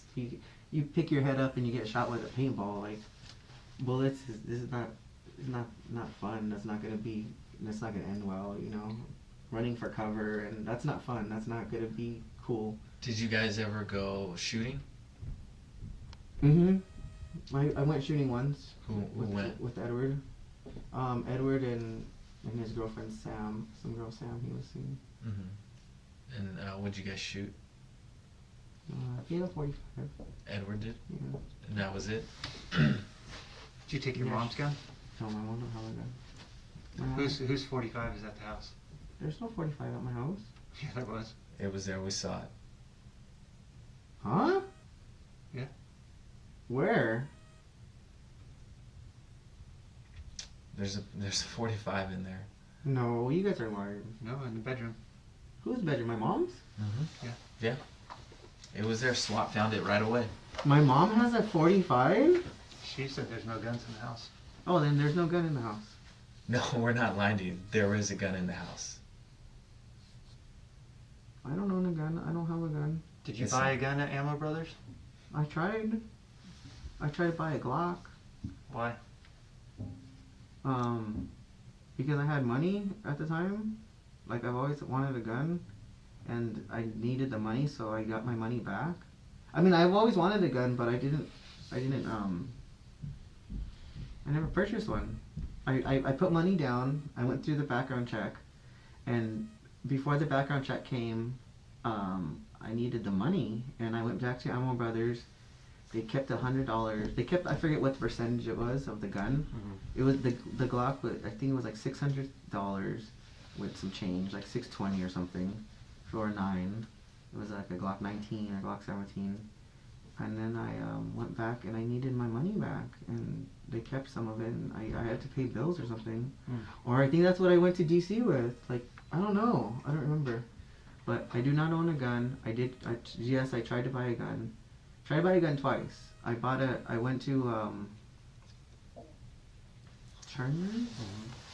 I went to Turner's and I tried to buy a Walther, a 22, a P22 handgun.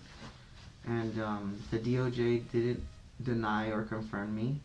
So they gave me my money back. They're like, they gave me all my money back. They said, you gotta go contact the DOJ. I never did. And I went to go, I was like, okay, I'll try it again. And then so what I was gonna do is, I was like, because the DOJ didn't confirm or deny me, I needed to get a hold of them. I didn't. I think some time went by.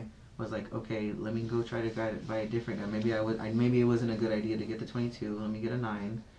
And then I knew that DOJ was either gonna come. I thought it was gonna be the same thing. I'm like, I can't wait that 30 days or whatever. I just, I need the money for bills or something. So I took the money back and I never got a gun. And as far as my mom goes, she doesn't own a gun either. Okay. What else? Who else in the group bought supplies other than Andy and Ed? Supplies like food or So let's go no like weapons. So There was no other weapons. So anybody buy pepper spray, wasp spray, gas masks, knives, tasers? I already had the knife. I didn't buy a knife. Okay, so who else bought stuff though? I don't. I mean, you're in the van driving for I think 3,800 I think miles. everybody pitched in. Everybody pitched in for gas and for food and as far as the wasp spray goes, I think Marcy brought that from home, and the taser Andy bought. I remember him calling me the day before or something, the night before, like we were getting stuff to go, and he called me and I think he asked me if I wanted it or something, and then I said I don't want it or I don't have money or something. I don't remember. I just said no, and then I think Edward wanted it. I don't know if he was with me or I don't know, but somehow he said that he did, and then Andy bought it. I think it was $50. It was a flashlight, taser, and then we were playing with it in the van, and then it stayed in the van. But as far as weapons, like Why did it stay in the van if you guys well, bought it? okay, well first of all, we were gonna go see Trump speak. We're not taking weapons. We're not taking. We went on. I think it was a Saturday. He was gonna speak in D.C. He'd do his speech, and we woke up and went. It was early. I think. But you guys were all also expecting a civil war too. You Yeah. weren't just there to see him speak. You said a civil war across the country. The night before we got there, we went out in the streets because of the Civil War. We were like, okay, let's go see what's going on out here. Let's go see if we can find like BLM, if there's rioting. Like we wanted to go see. So Nothing was going on. There was no BLM. There's no Antifa. There was really nothing going on. The whole city was, there's cops everywhere. Mhm. So I think that was the first night, which was a Friday maybe. What day was the speech? And then Saturday? you had your taser then. No, I didn't have a taser. So where was it? No, I got a taser that day from the tunnel. No, I'm saying the one you guys bought. The one you guys bought before. The flashlight one. Mm-hmm. Where was it? Yeah. It was in the box that came in. So my question is, why was it in the box? If you guys bought a taser, preparing for a civil war. Well, he didn't buy it for me. He bought it for Edward, and maybe Edward either it was, I don't know. Did Edward take it with him? No, I think he didn't like it, or he bought it. Andy was at the store and said, there's one of these things here for sale. Should I get it? And then Edward has money. He has extra money. You know, he's like, yeah, I'll get it. Yeah, sure. Mm-hmm. You know. And then what about, like, did you use your card ever when you were in DC? Your debit card? I don't remember. Would you be surprised to find out you didn't? I probably didn't. So what was the cash withdrawal for before you go to DC? Gas, probably. So you withdrew $760 in cash for gas? I never had $760 on my account. You withdrew it in cash from an ATM. You got cash. This was on the 4th, right before you guys started going. I think you're confusing me with Edward. No, I'm not. I didn't have $700. You took out $700. The day.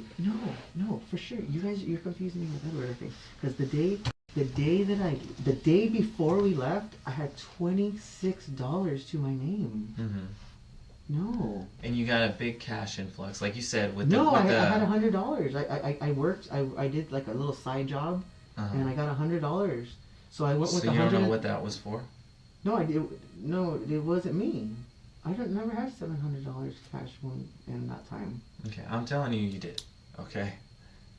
All right. Oh, wait a minute. When we were there, when we were there in DC, I got the stimulus. Mm-hmm. That was $600 stimulus check, but I didn't have access to it.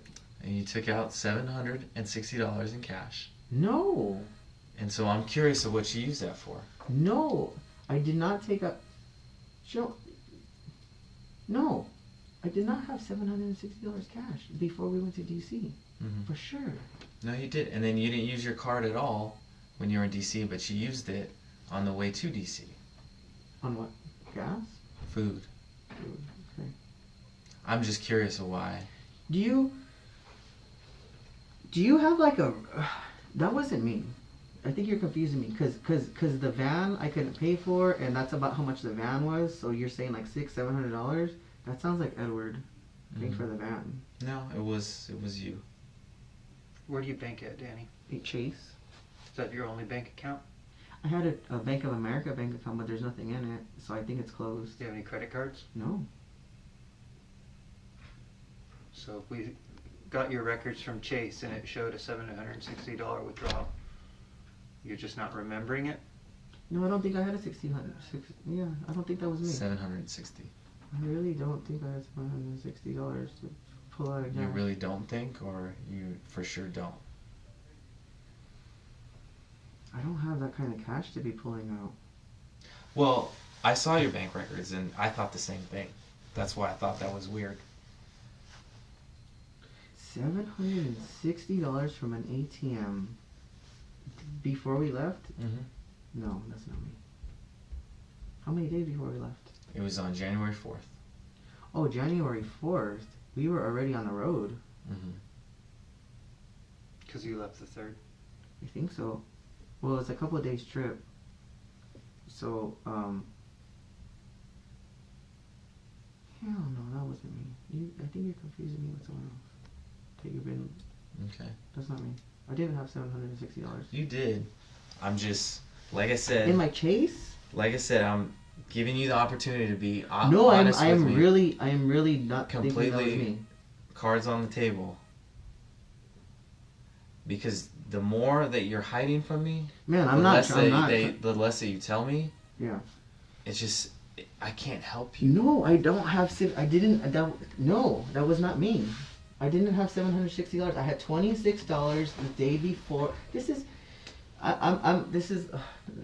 You're gonna be like, oh, this guy's full of shit. Look, I'm a person that believes in God, and I was like, it's meant for me to go. I have $26, and I'm still going. Like I told everybody I'm Okay. going to DC with Okay, no okay, money. Dan. I had So- no money, so like I just got there. Like I. So it where was- did you stay at?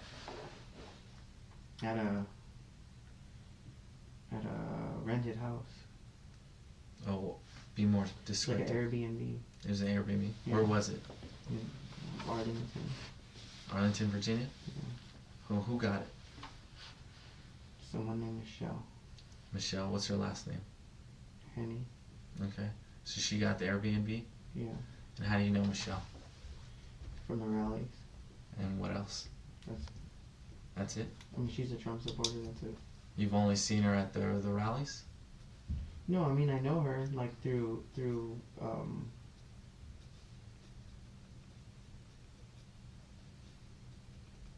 No, I haven't only seen her at the rallies.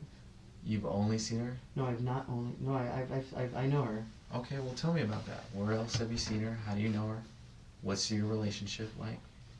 She would go to the rallies, and she needed some help at her house, so I would help her at her house with like. She got into an accident, so she has a hard time remembering, and like her hands, her ex, I don't know if somebody, she got in a car accident because somebody was driving like an asshole. She got injured, and now she's all messed up, and she can't really do that much. Like she has issues like with her hand grabbing stuff, or her mind. She had a concussion and she forgets and she can't remember, Mm-hmm. and she's really like. She needs a lot of help. Her mind is like, she'll go to the bathroom and then she'll be like, why am I in here? And So have you been to her place lately? no, not late. I mean, I've been to her house, not really recently. What was the last time you've been to her house? A few weeks ago, a couple weeks ago. Okay. And what? Were you helping her out, or what were you? I'll go over there and try to help her out. You know, it's like she needs painting, and like, you know, she went on this. She got people to donate old cans of paint for her, so I went and got her paint, and then I brought it to her house, and then I'm over there mixing it and straining it for her, and Mm-hmm. getting paint on me. I'm just doing side stuff to help her. She's trying to sell her house. Okay. And so she was out She's there. she's alone. She lives by herself, and she has nobody to help her. So I'm like, oh, let me see if I can help you. Little things I can do, whatever I'm capable of. Okay. So she was out. How did she get in DC? I don't know. I think she flew. She flew. Okay. And was she at the Capitol?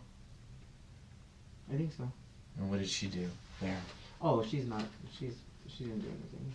She's not a person that. How do you know that? Did you see her there? Like outside of the Airbnb? I think I seen her once. I didn't see a lot of people. I was there mostly. I didn't even see. I saw Edward that day, 40 minutes that day, that entire day. We were all separated, so I don't know what she was doing. You were separated from Ed? I was separated from everybody. Yeah, I was by myself most of that day. Are you lying to me again? No.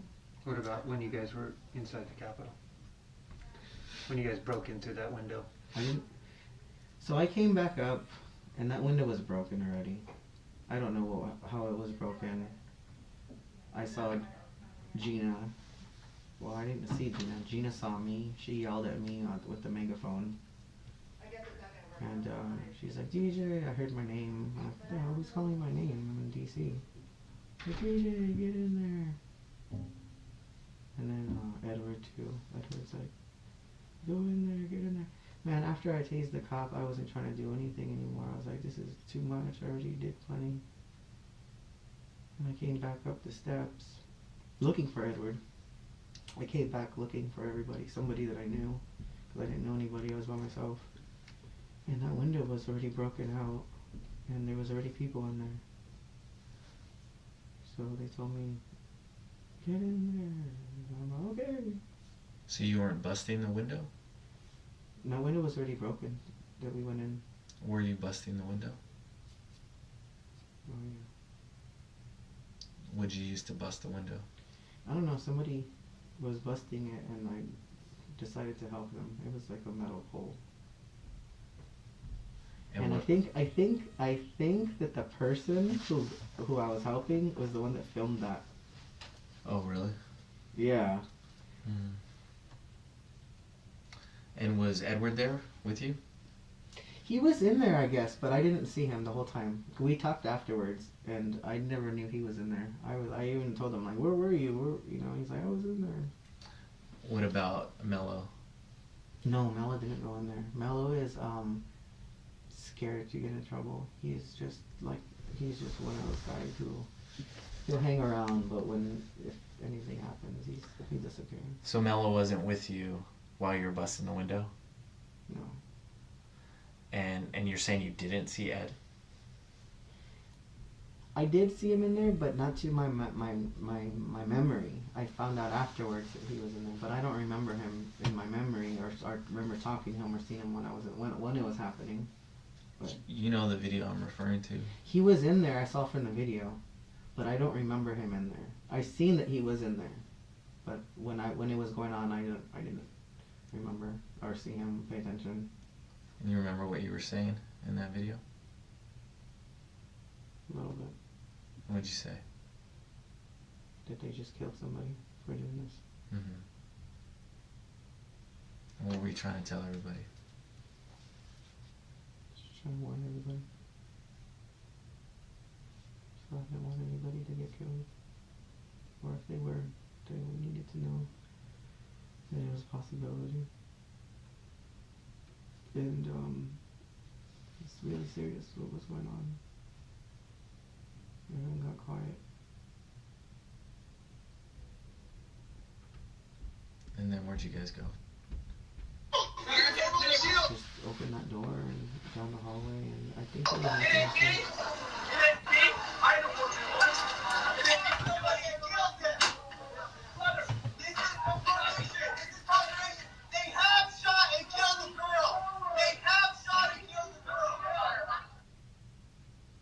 Is that you? Make sure you got those goggles on. Turn the door out.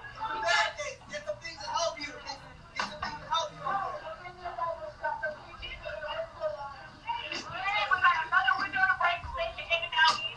Who's saying that right now? Talking about breaking the windows. Is that Gina? Can you rewind it?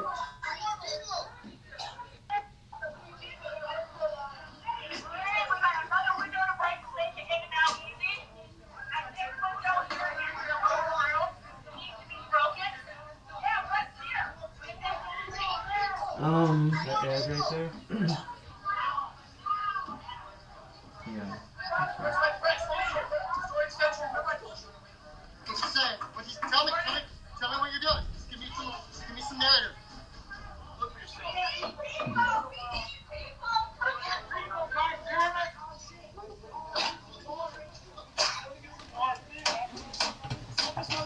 Who's that?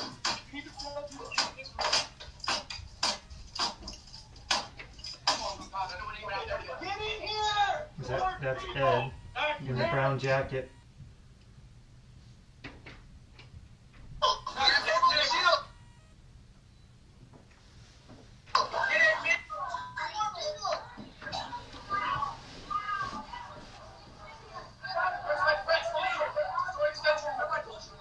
What's he saying?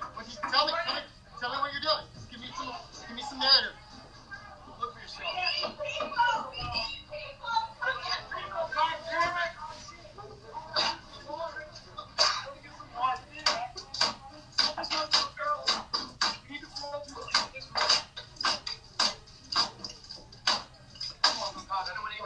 Get in here! More people!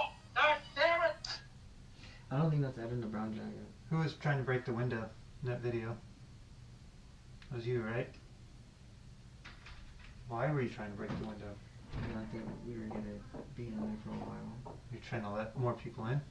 I thought that we were gonna get gassed, honestly, and as a way of breathing or escaping as well.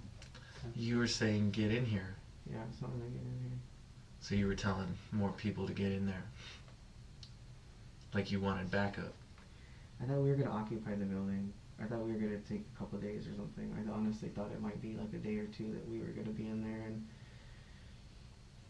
I thought that they were gonna gas mask. I mean, not gas mask. I thought they were gonna tear gas us, so we needed either an escape route or a breathing hole. So why were you guys going to occupy the building for a couple days? What was the point? Was it to disrupt the process that Congress was going through in confirming Biden? I didn't know what was going on. Wait. No, we were trying to. I didn't have a plan. You look like a leader in there. You're ordering people, organizing, moving furniture, busting windows, letting people in. Telling people to put their goggles on. It looks like a combat situation. And you just told us you were planning to stay there for a couple days to take over the United States Capitol. Like, I don't have food, water. I'm not planning on staying anywhere for any. I just didn't know. I thought you were going to be there for a couple days. There was a lot of things. No, yeah, right. I thought it was a possibility. I thought there was possible that this might. But I didn't know. Why were you guys trying to take the Capitol? Because we felt that they stole the election. We felt that they stole this country. That it's gone. It's wiped out. America's over. It's destroyed now. And so if you took the Capitol, then what? I don't know. We just thought that. Damn, dude. I don't know. I understand what it's very stupid and ignorant, and I see that it's a big joke that we thought that we were going to save this country. We were doing the right thing and stuff. I get it. I don't know. I don't. So we can put in our report that you told us that you and Ed entered the Capitol and you guys you personally attempted to break another window to provide you guys the ability to stay there if you needed to for a couple of days in case there was gas, that it would let the gas out. It wasn't to provide us for days to stay there. I just thought that it was. Okay, I don't know the floor plan to the Capitol. So when we were in that, we go in through a window that's not like an access normally. Like, sure. Like when you go in that room, there was no I don't know how to, like, you had to go through the whole building to get around upstairs or something to get into that room. Mm-hmm. So I didn't know what was on the okay, so there was like a lounge or conference room or it wasn't somebody's personal office. Right. It was just like a table and chairs or something, like a coffee table, I don't remember. And then a door, and when you showed me that video, I don't even remember it being like that. I thought that there was stairs to the right that went down, but in that video there was a room. I don't know how okay. I don't know, but I thought that there was gonna be a bunch of like tear gas, and we were gonna get trapped and not be able to breathe, and it's like.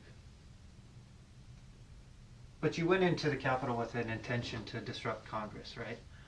I mean, you were trying I to didn't stop what was going on. You were stopping the steal. That was the whole point, right? I literally didn't know that there was Congress. They were voting that day. I found out afterwards that there was a session that stopped, and then they went back and resumed a session or something. Didn't Trump talk about it in his speech? You were there for it. He said to go to the Capitol and let them know something like. So you assumed when you went to the Capitol that Congress could have been there. I never once I didn't know I was going in the building until you did it. Yeah. I didn't have a plan on So hear the question correctly. At the time you went down to the Capitol, President Trump had said, go down there and let them hear your voices, right? Yeah. And so you show up to the Capitol, Mm-hmm. and you're under the impression that there may be people in there that want to hear your voice. So that's why you guys went and protested on the outside. And then you went inside. There could have been people in there, right? other than the I don't- officers? I don't know what the. I don't know a lot about government. That I don't know what's going on a daily basis. Let me explain something you clearly know about. Were you legally inside the Capitol? When you entered through a broken window of the United States Capitol building, are you legally in there? I don't know if that's the law, if it's illegal to enter through a broken window. If I throw a rock through your sliding glass door at your house, and not as a police officer, I enter in your house, am I legally in your house? No, you're not. I just, If you throw a rock through the front Well, of there's- Macy's there's people and in- you walk into Macy's through the broken window, are you legally inside of Macy's? I thought that there was people already. It's a public building that people were walking through the Did front you door. enter through a public entrance? No, How did you enter? window. Okay, so don't game me, right? Okay. You knew it was illegal to go. I didn't know. No, I didn't think about it. It didn't enter my mind. You I break didn't- I was not you considering- breaking a window You're right, and you're then right, I telling did- people to get in. Like if you see me doing that at Target, I'm not if thinking. I bust in Target and then I tell more people to get in, come on, Danny, come on. I told you I thought we were doing the right thing.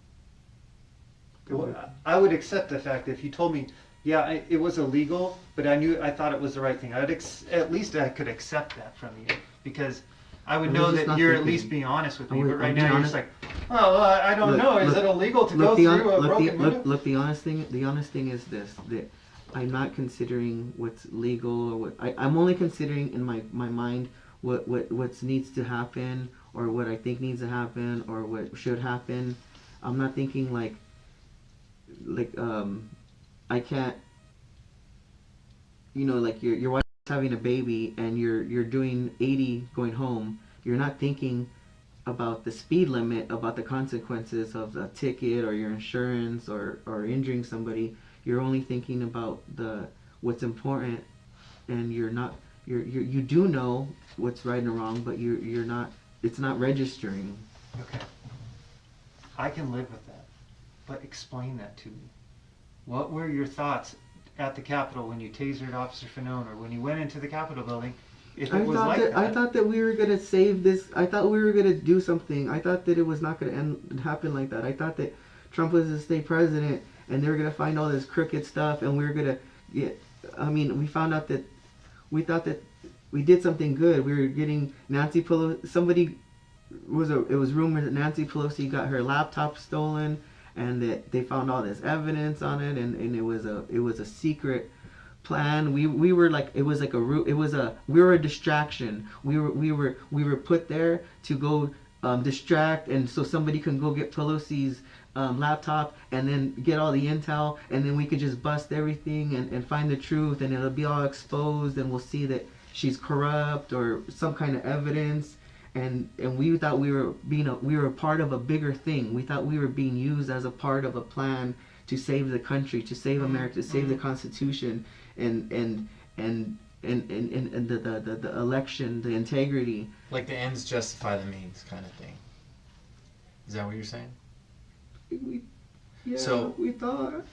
It was okay to do something wrong or illegal? Yeah, it's like Because- they thought like they cheated with Trump and they did all the elections. They're like, oh, Trump is so bad, where anything is okay, and So now it's okay, we didn't go light fires. I wasn't trying to hurt. but help me understand that for a second. So I didn't you know, I it didn't was know it was it was wrong. peaceful. It was wrong what they did to Trump, and that was wrong.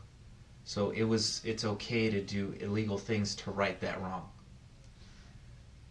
Am I right? Is that Look, when we talk about 1776, we see that there was a lot of violence. We had to go against the government, and people died, and there was actually a country something that came out good out of that, and it took like 3% of the population at that time to fight and to against Britain and create this country. And we knew that the founding fathers had told us, about, you know, we have to like, this is gonna come again, and like all these plans were put in place so that this wouldn't happen, and we've I personally felt that this is something that the founding fathers of the country understood was going to happen again one day, and that we would be needed to do something righteous. And I didn't think that I was going to be the bad guy. Danny, did you feel like you were the 3% here? Like those people that stormed the Capitol, that those were patriots. Those are people who are doing that because they were the 3% that were going to free our country from fraudulent politicians and schemes of evil people, so that way we could have a republic that was going to be whole again. Is that what you thought? You thought you were that 3% guy. I know, man. I know. It's okay. I'm sorry, guys. No, we know. Look, listen. so sorry, We guys. know you thought that you were that 3% guy. I'm so sorry. I didn't know that we were doing the wrong thing. I thought we were doing the fucking right thing. I thought we were gonna be. I'm so stupid. I thought I was gonna be awesome. I thought I was a good guy. I wanted to. You know, my whole life I've been, oh, fuck the police. I really have. And I started to be years like I got involved. I came back from Arizona and I lived here, and I came back home to California, and I got involved with some bad people, some gang members, and I wanted to grow weed. I was growing weed. I got involved with the wrong people. I'm telling you, like, people, killers, like tattoos all over their face, like not good people. And I was growing weed with them, and I was like, yeah, this is cool. There I got lowriders and this and that, and I was like, oh, this is that lifestyle that's for me and whatever. But it wasn't. I didn't fit in. I'm a good person and I wanted to be a bad person, and it just didn't work for me. And I kept getting robbed, and they kept taking from me. And then Trump. And I was listening to Infowars, and I was like getting patriotic, and I ended up leaving all those people behind me, and I ended up being homeless. I put myself to be homeless because I didn't want to deal with these people anymore.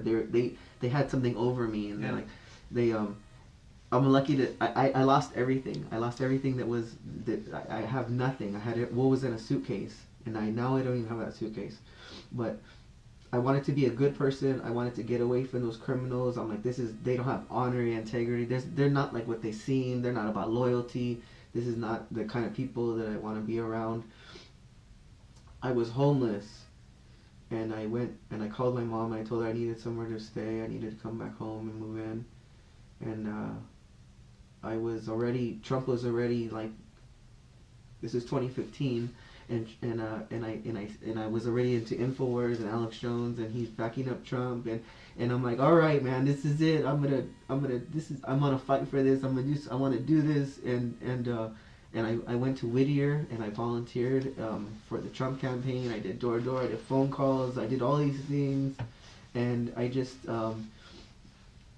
I went to the rally that when Trump came to town, when he landed in Santa Monica. I was at that Beverly Hills Park, and I'm telling you, I argued with 200-300 people, and every single one of them, which is I embarrassed all of them. It was great. It was old videos.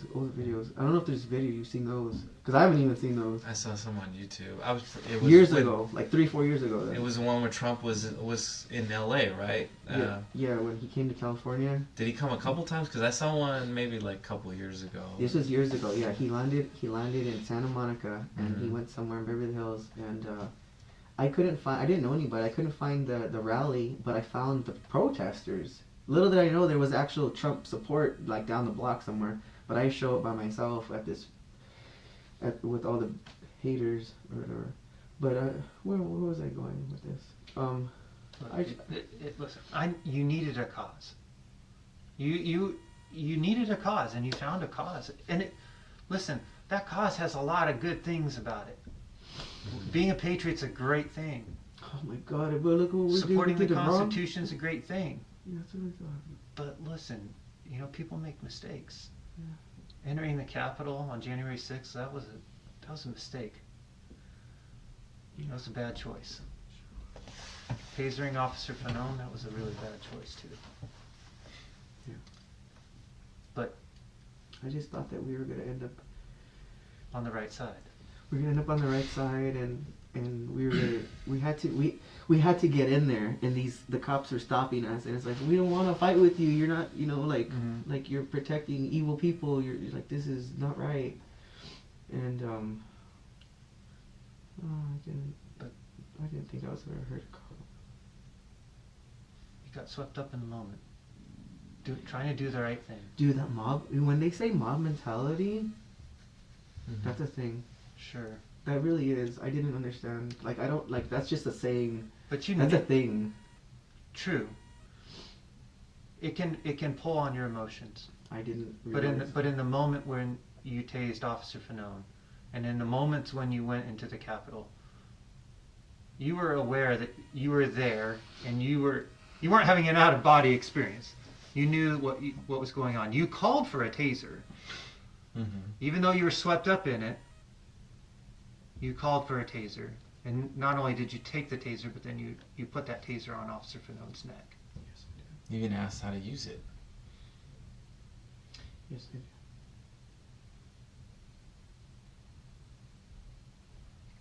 So what happened after? Did you walk in through the Capitol?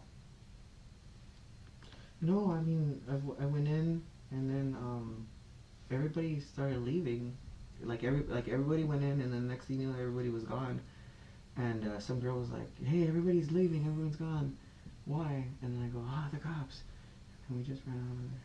And then we came out, and it was all tear gas everywhere. And everything looked different.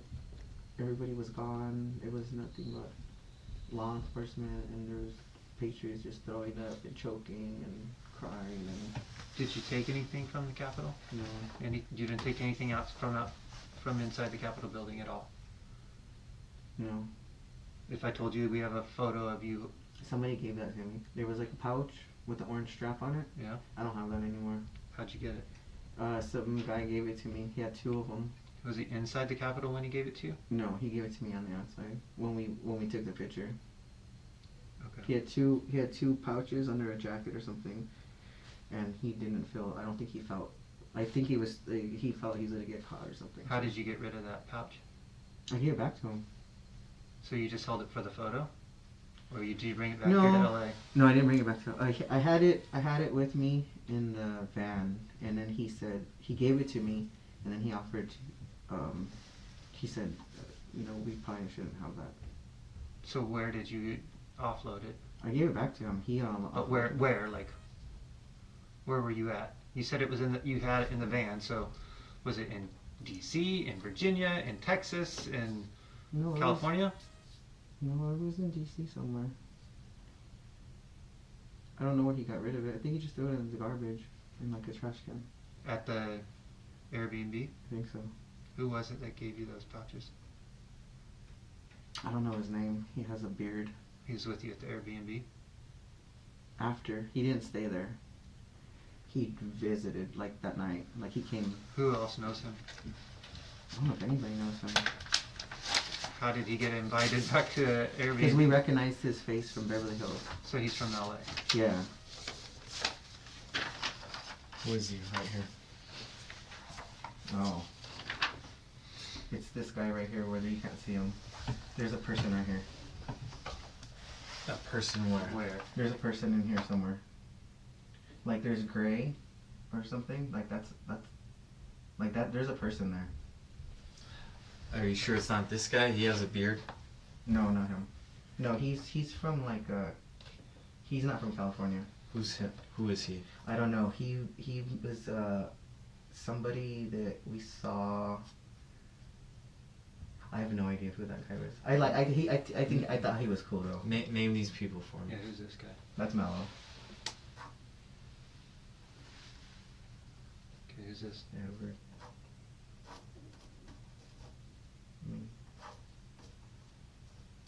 I don't know. Michelle. I don't know him. He's not from California though. That's Al from Scottsdale. Do you know his last name? Mm-mm. Who knows him? Al? Mm-hmm. Michelle. Oh, you know what? Michelle don't even like him. I don't know who knows him. And he drove with you guys? Is that the guy that We the Al picked that? up. Yeah, that's the Al that picked up on the way. Okay. Is this? I don't know who that is. That might be Marcy. It might be Marcy. I don't know if that's a guy or a girl. That's Andy. That's I don't know. And the girl, I don't know either. And who all stayed in the Airbnb? Who actually slept there? I don't know because there was 3 or 4. There was people already there when we got there, and then they were there the one night, and then I didn't like. There was this cute girl there, and then she disappeared. I don't know where she went. She's not in the picture. Mm-hmm. Not all those people stayed there. I don't think. Like, okay, so it was 3 stories, and our little area was the bottom, the basement part, and there was a separate entrance. So unless you go upstairs, you don't know who's there, and you don't know, like. How many people you think total were there? There was a lot. I mean, there was a lot of people there, but there was, like I said, there Like was, how many? How many is a lot? 20, 30, 50? Oh, let me see it.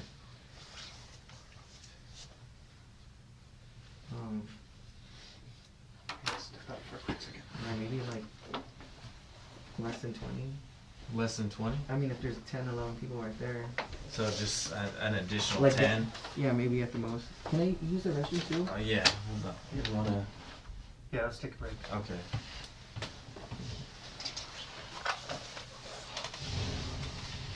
Go ahead and slip your shoes on.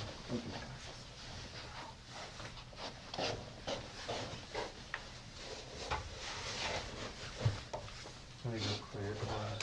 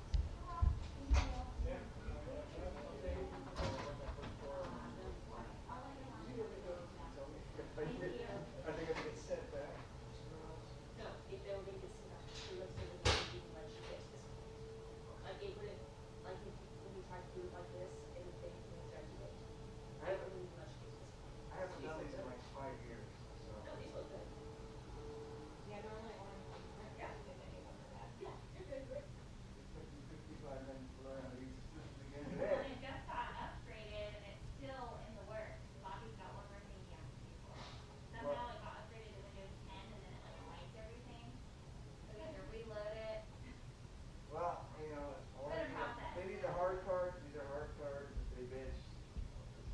My team told me it was. Ashley did it. Ashley said it was okay. You know, it wouldn't be the first time they kicked shit back. All right, thank you guys.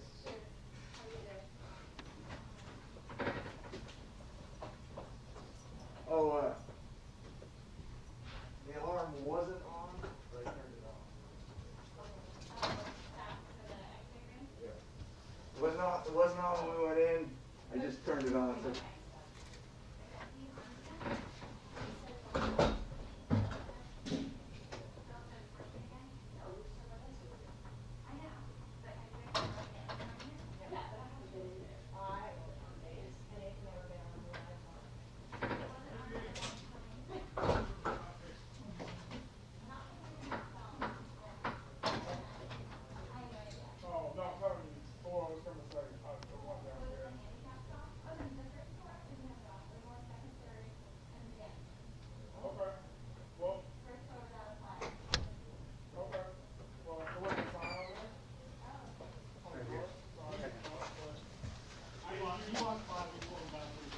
Austin. Can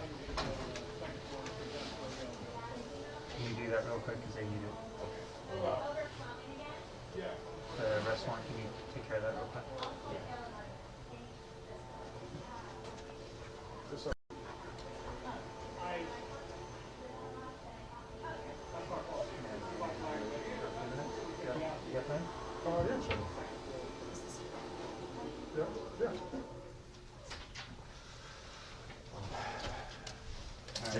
Just email it to them? Yeah, yeah.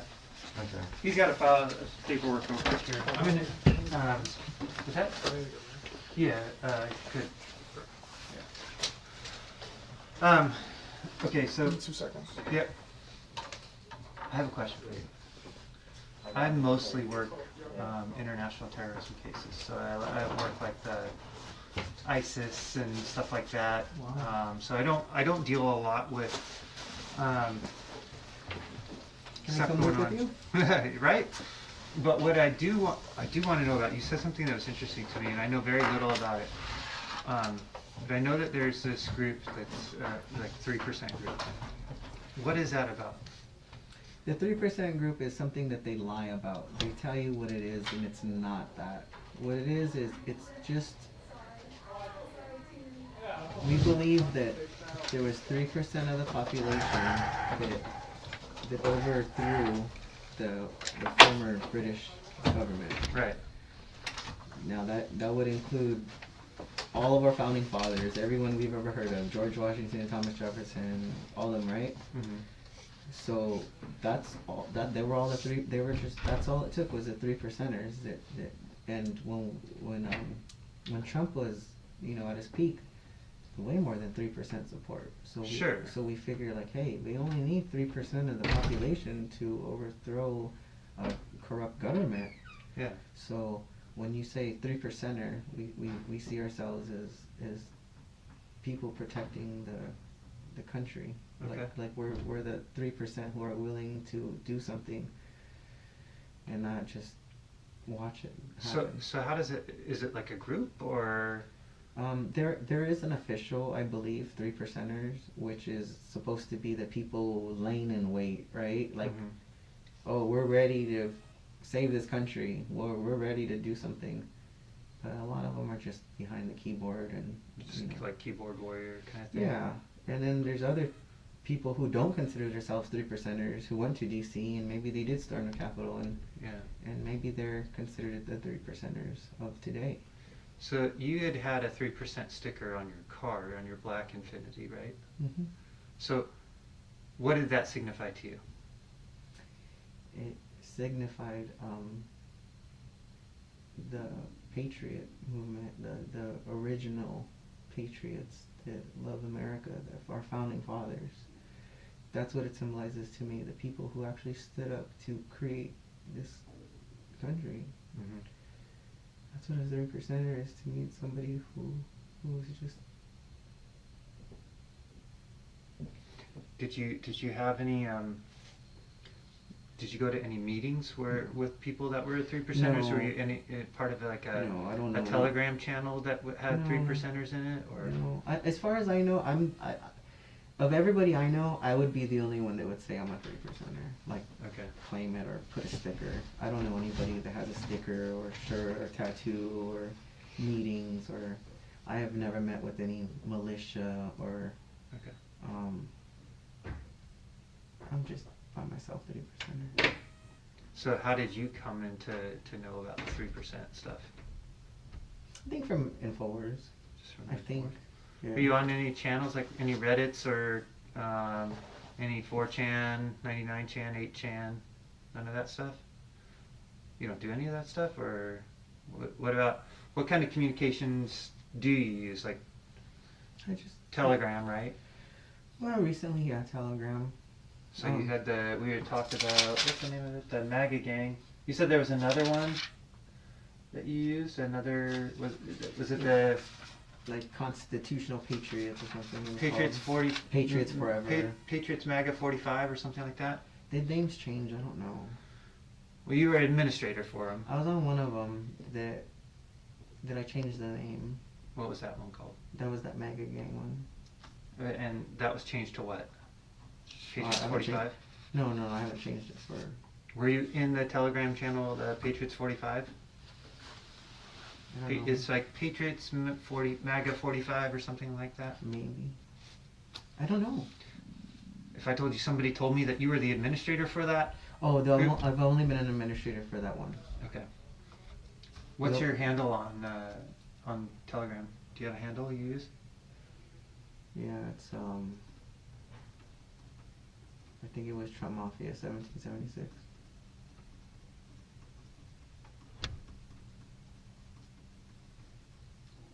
And is that the only handle that you use on Telegram? I made a new one. What was the new one? My name is Sonny, SONNY. Days, TAISE. Outside without a T. That was for you, for the FBI. Why? Sunny days outside. That's what I want. Okay. So you just have Trump Mafia 1776 and Sunny Days Outside without a T. Yeah. Any other ones? For Telegram, no. What about, what other channels or platforms do you use? Instagram, Twitter? I have a YouTube. That's about it. I mean, yesterday or the day before, I opened up I got a new phone. Well, not a new phone, but I got a new app for Instagram, but I haven't set it up. Or what's the other one? Yeah, Instagram. I mean, I started one, but I don't even know if the profile's filled out. So I'm not Facebook? I have a Facebook, but I don't go on it. I haven't been on it since January. What about Twitter? I had a Twitter, but I haven't been on a Twitter for a couple of years, probably. Do you remember any of the YouTube, Instagram, Facebook, or Twitter handles? My YouTube is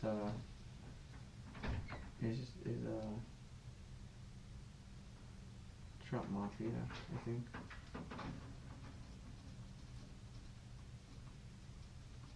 Any other ones? I don't remember Twitter. Twitter was probably just DJ Rodriguez. Okay. And what was the other one? Facebook? Instagram or Facebook? Facebook is Daniel Rodriguez. Did you have any spam accounts? What's that? No. Spam accounts are alias accounts. You just had one account on each of these platforms other than Telegram? Alias accounts? Or multiple accounts? Like, some people have Well, I had- five I YouTube had, account I had, channels. I had another YouTube account, which is Okay. my original, but they kicked me off. What was that one called? That was that's just my name. That's just my normal one. Just Daniel Rodriguez? Yeah, I think so. I don't know. But So my email is Donald Jefferson, and I think it was under Donald Jefferson, and they kicked me up because I can't get. I had to make a new email address to get back on YouTube, because they wouldn't let me on YouTube because of whatever videos I was liking or commenting. Is it or Donald sharing. Jefferson at Gmail? Donald Jefferson 82 at Gmail. Did you only have a Google email account? Did you have any other ones? I have another email. It's Okay. It's the Trump Mafia 1776, I think. At Gmail? Yeah, and I had to make that one just for YouTube, so I can get on YouTube. Did you have Yahoo or Ooh, I had Yahoo. Outlook? No, I mean, no. You did have a Yahoo account? Oh, but no, no, I don't think I did. Okay. It would have been like 15 years ago or something. I don't remember. So only 2 email accounts that you know of? I'm not going to find more email accounts on your electronic devices. No, just Gmail. It's just a Gmail. Like Which Gmail? the Donald Jefferson 82 is my main email. What phone platforms do you use? What do you mean? Do you use Android? WhatsApp? No. Do you have a WhatsApp account? No. What's your cell phone number? 626-935-5176.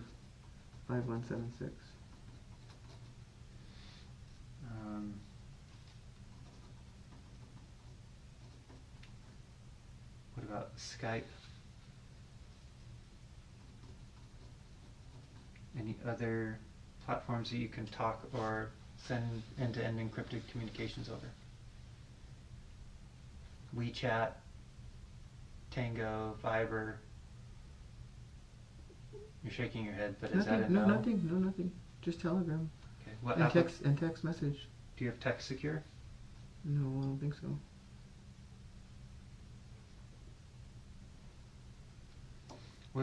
What payment apps do you use? Zelle? Nothing. Venmo? No. None of that stuff? Cash App? No. Nothing?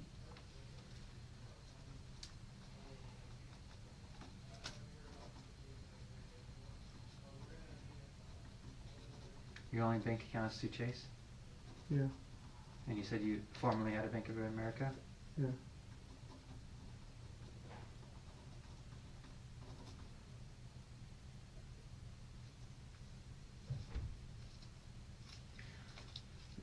With the other people in your group, Mello or Ed, Michelle, how did you communicate with them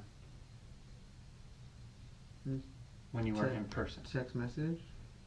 Over like iMessage or over text message over Telegram? Sometimes Telegram or just regular message. Just regular text, cell phone text. Okay.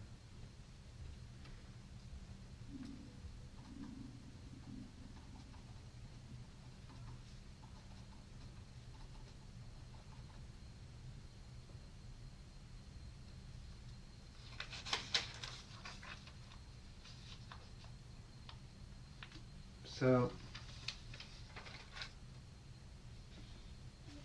after you left the Capitol and you went back to the Airbnb, then what happened? Nothing. We came back. We What day did you leave? The The next next morning. day? The next Yeah. morning? Okay. Yeah. And who all was in the van coming back? The same people. Okay, so Marcy, Andy, Ed, Al, Mello, and you. Wait a minute. Al wasn't there. I think Al flew back. Al flew back, and we took his stuff to his house for him. His luggage or whatever he had. He brought too much stuff. Did he have any souvenirs he took from the Capitol? No.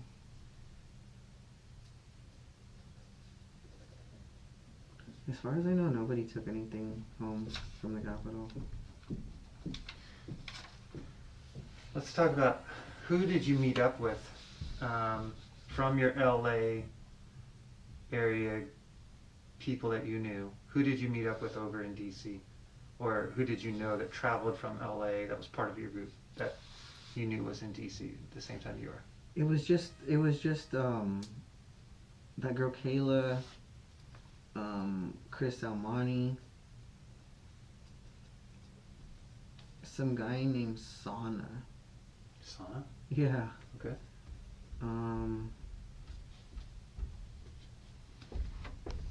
We knew a lot of people though. I mean, if Sure. you go to all the rallies. Gina was there. Gina. Mm, Did you talk to Gina before she got arrested? mm-hmm. What'd you find out from her? Nothing. I mean, we just said hi. I mean, we didn't talk about anything else. I don't really know her that well. Did you go over to her house? I've been to her house. After January 6th? Have you been to her house? Yeah, I went one time. Yes. With Ed? No. With who? Gabe, the guy who turned a rat. What do you mean? The guy who's snitching on everyone. He's a Trump supporter, and he used to always pick fights with BLM and Antifa, and we'd always have problems with him making us look bad, and he always wanted to get violent, and now he's turned on us, over me. What happened when you went with Gabe to talk to Gina? It was just like a touch base. It was just like, hey, we made it, we're back, everything's okay, are you okay, kind of thing. What is Gabe gonna say happened? I don't know about that guy. I mean, I haven't had contact with him, and he was really quiet. He looked like he didn't like what happened. He was just kind of staring at the floor a little bit or something, like sitting on the couch quiet. And Gina and I were talking about DC, and he was just quiet, and and then he left and I left. We were only there for like 30 minutes maybe. Is there any reason why Gina would tell us that you told her not to say anything about you being at the Capitol? Yeah, I mean... Is that what you guys talked about? I guess. Yeah, I mean, yeah, words like, don't talk about this, and don't tell anybody, and... Did you threaten her? No! But you told her not to say anything. Well, I didn't tell her. I mean, I think it was... No, I don't even think I told her not to say anything. I just think it was just applied, and so assumed or implied that... Well, tell me what you said, because I don't want to put words in your mouth. Tell really, me how the conversation went. I really didn't talk to Gina too much. I mean, we were over there and just talking, and I was smoking some weed on her patio. That's it. And I didn't threaten her or tell her to do anything. But you guys did talk about not saying anything to the police about what happened in D.C. We weren't even talking necessarily about not talking about police. We were saying not to talk about this to anyone that we know. So just don't tell anybody? Just keep it quiet and don't tell anybody anything, and let's try to live our lives normal, but not really know. Like I said, we thought everything was going to turn out different, and we didn't know that this was going to be like this. It was all a second thought. We weren't thinking about, let's go do something and get away with it after. We just didn't even think about, I didn't even think about what we were going to do. I mean, yeah, I played it in my mind, like scenarios or just my imagination or something, but I didn't have a definite plan, or we didn't work any details out. I didn't work, I mean, Edward and I would butt heads. He would want to do one thing, I want to do another, and so we're not like, we're just out there just with, I'm out there without a plan. Okay. So whose idea was it to go to paintball to practice? Oh, that was Edward. Edward owns a paintball gun, so he wanted, I think he just wanted friends to go out there and beat a paintball with him, and he's probably using it as an excuse to go train or get in shape or And something. earlier when we talked about things you might have done to prepare to go on January 6th, you had mentioned you had done some working out or something like that, running or something you said? Oh, just Yeah, jogging, just jogging. Why were you jogging to go back to the Capitol? Because we thought that we were going to be fighting a bunch of Antifa and BLM, and we didn't want to be getting beat up. Okay. When did you take up jogging?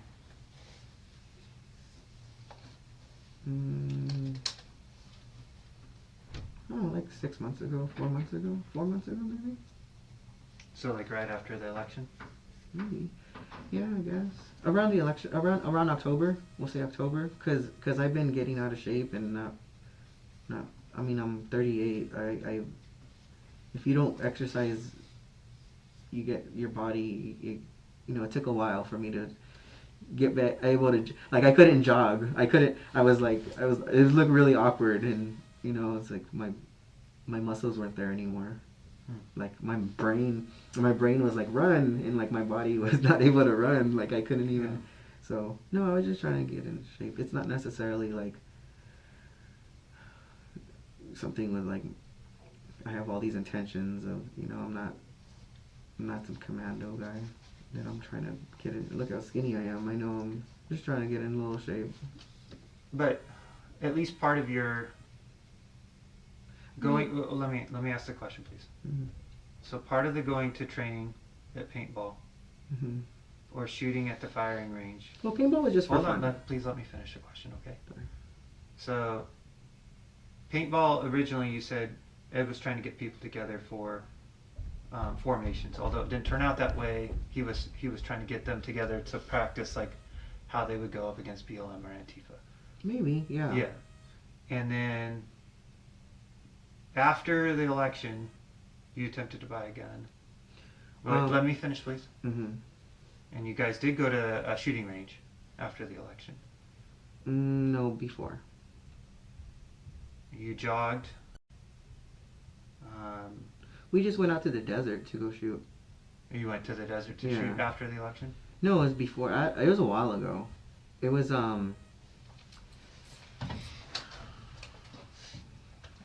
okay, maybe it was after. It was in November, I Yeah. think. Well, I remember I had a rented car when we went. It was Oh. Who rented it? No, I had a rental Oh, you because had a rental. my car was totaled. I got in an accident, so my insurance company gave me a rental car, and I remember we went in that rental car to go shoot. And Okay. we went out to some legal spot where we could go Vital shoot. Creek? No, that's where I live. No, we went somewhere else. Like on BLM land or Yeah, something? yes, somewhere with Edward looked up. Okay. I What was, the, kind of remember. what was the point of that? Was part of it to prepare for like the Antifa I thing? don't. No, well, not for me. Okay. I've been shooting, and it's just Thank fun. you, sir. It's just I've been shooting with other people, and it's just for fun. I don't own a gun, so it's like just to go for fun. It's not tactical. Like Sure. I don't have a. Yeah, you're not gonna read any messages or find anything on me that I'm out there like trying to prepare for shooting people. Did you buy smoke grenades? Yeah. When did you buy those? When we went paintballing. What was it for? For paintballing? Oh, You didn't use them during the paintball though. no. You know what I used them. What I wanted them for was for our rally in Huntington Beach. I believe I originally bought red smoke grenades to do them at the beach at Huntington Beach. Did you take them with you to DC?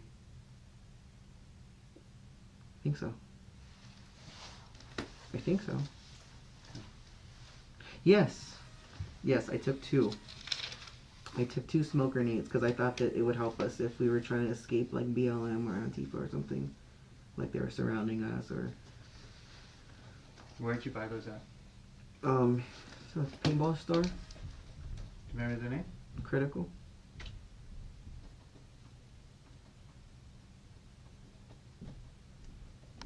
What else did you buy that ended up on going with you to DC? Nothing. I didn't have any money. What did like Ed buy, or whoever else went with you? What other equipment? Ed bought the gas mask and The van, the rental. I mean, What else? What other equipment? walkie-talkies. Okay.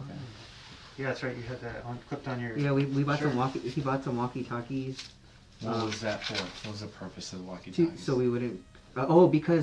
Because right before that, I think there was a remember in Tennessee or Memphis or somewhere there was a bomb. Do you remember that RV? Mhm. And it wiped out all the cell phones. So we thought that it was possible that they might do a bombing in DC, and that we won't have any cell phone communication. So we were just preparing to find each other with the walkie-talkies. That's all it was. Who all had walkie-talkies in DC? Well, there was 4 walkie-talkies, and there was only 2 of them charged. So, I mean, I think it was me, Mello, Andy, and Edward. But Mello kept it in his pocket, and Andy's was dead. So it was just me and Ed, and then I think the batteries just died because we had just bought them. We didn't even charge them, so we were just walking around with dead walkies for most of the day. Okay. So while you were stepped away, we went over his Telegram, YouTube, Instagram, Facebook, Twitter, his emails, his cell phone number, other accounts he uses. And then they left the next morning after January 6th, and it was Marcy, Andy, Ed, Mello, and DJ Al flew back, and they dropped his stuff off. Al, for some reason, either wanted to stay later or something. He didn't like the drive. Yeah. He was the one from Arizona? Right? Yeah. He was doing all this complaining, so I think maybe like he didn't want to go back, or Yeah. he was just complaining. The music's too loud. And then he said he met up with out there Kayla, Chris Almonte, somebody named Sana, and Gina. And then we talked a little bit about Gina, and he said that after January 6th, he did go to Gina's house with Gabe one time, and they did discuss not saying anything to anyone. Okay. So you told Gina that? Yeah, we're just not gonna talk about it with anybody. Did you threaten her at all? No, for sure no.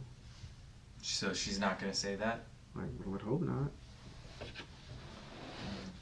What about, No, she's a sweet woman. I wouldn't threaten her. And plus, what I did. Well, how can I threaten? I mean, if I threaten her, she's just gonna turn me in, right? any, I'm just curious, any other statements regarding now President Joe Biden? Was there ever a time where you were angry or threatened to assassinate him or say anything? For sure no. For sure no. I realized what happened, and if I'm talking about before oh, no. and after. No, for sure no. No. Because there's people saying that you did say that. Okay, then you. I'll be completely honest with you. They said what? Because it's What are they saying? we've been talking for a while now. Did I mean and threatening Joe Biden's life? For Yeah. sure no. So I need to hear from you. If I was number one, that's like a federal like I already know that you threatening the president is a very serious accusation. If you say something on the phone, I think from what I understand, it like might trip up like an automatic thing where you're recorded or something. Did you ever say anything related like I would never live under a Biden regime? I would rather die. over before my dead that? body? You mean over my dead body? I said. If I got the opportunity, I would assassinate Joe Biden. No, I didn't say that. I said Joe Biden's going to be president over my dead body. I remember. Mm-hmm. And I'm still alive, so I failed. So then if you had the opportunity, you no, would. not anymore. Nothing like that. Like I don't. In the past, though, you had those ideations. You had thought about, like, in the past, when you were upset about the election and No. Come on, Dan. Full download, man. No. I'm not gonna be able to take out Joe Biden. I'm not delusional. I'm not saying that you actually think you could. I'm just saying, did you say it? No. Did you express that emotion? Or No. that desire? Because there are people that did say that you said that. I don't care what they said. I'm just letting you know, because I don't want there be any confusion when it comes up that you lied to us or that you weren't fully honest with us, so that I'm laying all our cards on the table, showing you what we know. Yeah, And so, because like I said, you're the one that DC's got this freaking hard on for because of what you did, just with the officer, right? So if someone else says it, 3, 4, 5 other people are saying that you made these statements, who do you think they're going to believe? And if you're saying... There's not 3 or 4 or 5 people out there that I talk to that I would say that. I'm just saying, if we find more... But if you come to us and say, like, hey, I said this because I was upset, there was, like, if you give us context, like, this happened, I saw this on InfoWars or heard about this. The worst thing I said was, Joe Biden will be president over my dead body. Mm-hmm. As if I'm going to give up my own life to stop this. And that's how you felt? I thought that I wasn't coming back at one point, yeah. I was prepared to not come back. You were prepared to give up your life to prevent him from being president? No, to save the country. But, I mean, that's the same thing, right? Was that when you went to I thought we were saving the country, and I thought that it was just I'm nothing, I'm nobody, and for what the future is,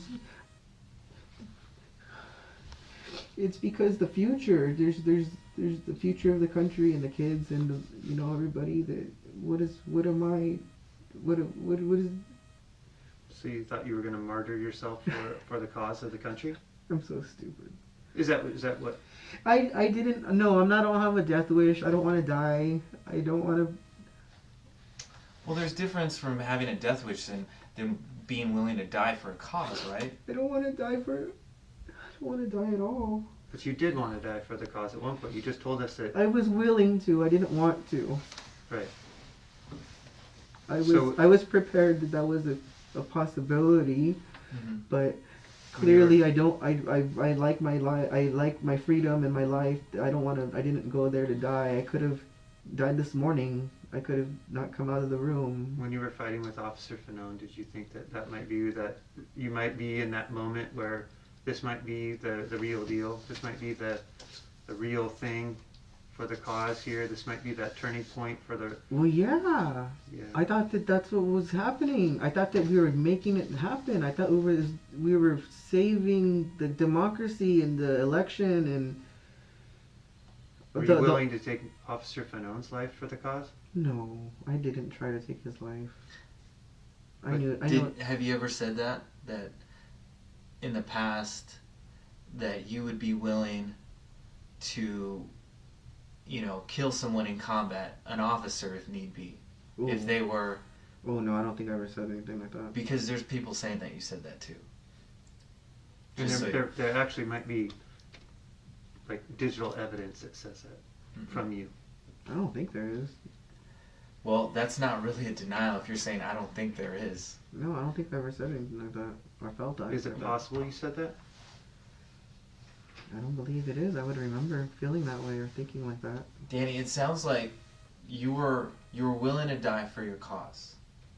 Which I get. I totally understand. I don't feel it's my cause. I think it's like it's a bigger cause. It's not just me. It's for everyone. You were willing to die for the benefit of the country.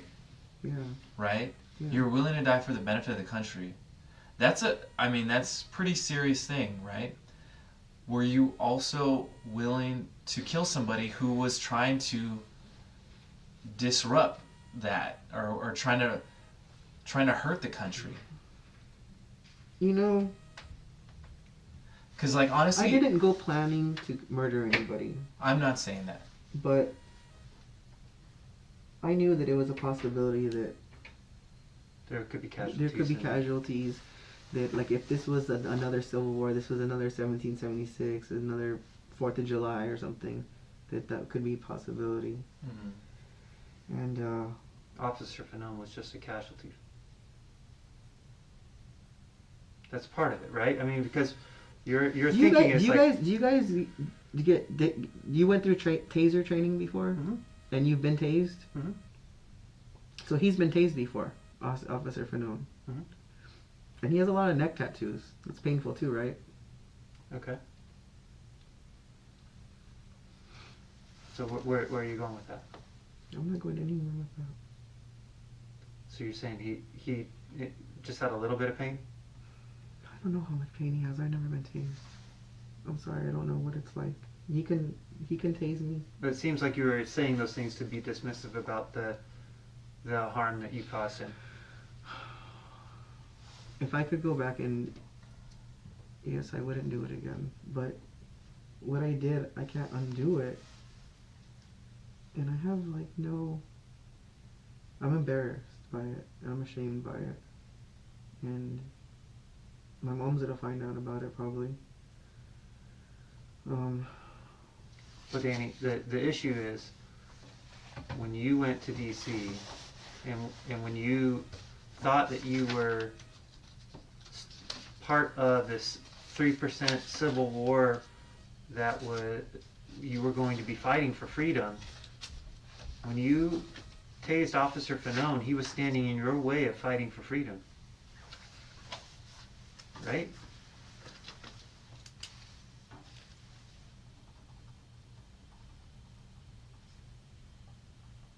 Was he one of those? Were you willing to accept him as a casualty if it so be meant that this? No, I wasn't trying to. I would have stayed there and like helped them like do something like hurt him or he said that they were trying to get his gun. They said they were chanting to kill him with his. I didn't hear any of that. I didn't do any of that. And honestly, I just walked up when they were pulling him out and I saw that video where there was people protecting him and I probably should have. I didn't know that they were gonna try to get his. I didn't know. But if that happened, that's a casualty of war, right? No, I wasn't willing to kill an officer. Let's talk about these people. This person is from New Jersey. I don't know her. Who's this? That's Chris Elmani. Who's this? That's that guy Sana. And I don't really know him. I just know his name is Sana. Where's he from? They're all from here. Except LA. We're all from LA except for this person. This person, we just met that day. Or I just met her. From LA proper, Brentwood. You don't know? I mean, we're Beverly Hills, Raleigh, like area, Okay. people. Who's this? Okay. Her name is Rip. I don't really know her too well. Was she from LA? Yeah. Did she travel with you guys? No. Did you guys transport anything for her? I think these two girls are cute. That's all I know about them. I don't know where they live. Who's this? That's Kayla. Kaylin? No, Kayla. Kayla. Who's this? It's me.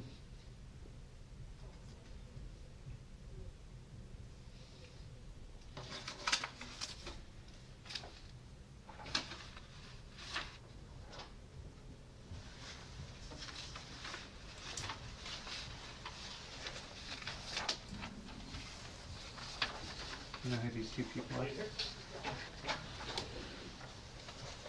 There's a Claire. You left? No, there's a Claire from the body.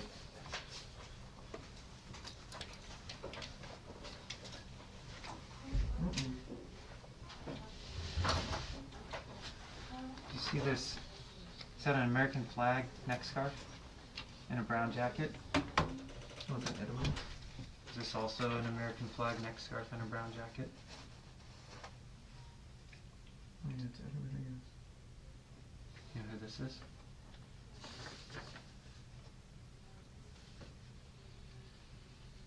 Who is it?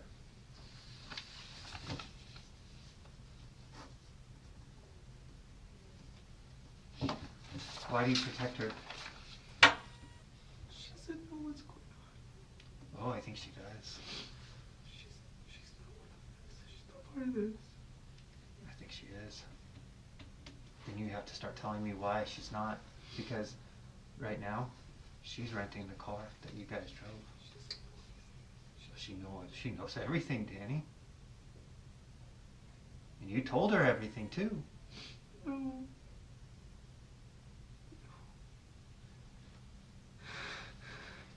This is Kaylin? Just leave her out.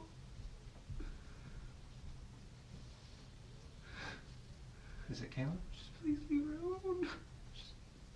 That girl is just such a sweetheart. She's so innocent. She doesn't have anybody. She's from Philadelphia, right? From Pennsylvania. Pennsylvania, right? She's a nanny. Yeah. You gotta talk to me.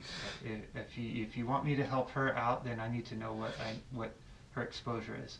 Because right now, I haven't told she's her part of the anything. group. I've kept her with no information. What's your relationship with her? I like her. How much? Does she like you? Not really. She's with Ed, right? Kind of, but he don't really like her. Ed kind of uses women, right? He sleeps with a lot of different girls. Yeah. Did Ed use her to rent the vehicle? I don't know. Maybe. Did Ed tell you that she rented the vehicle? No, he didn't tell me anything. He's supposed to be the one that was running it.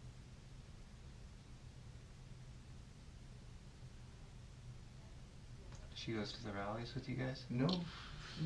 She in the Telegram channel? Yeah. So she knew what you guys were about. She does not on there though. Like she doesn't. I put messages to her and she doesn't read them, or she doesn't go on there. She has it, but she's not on there.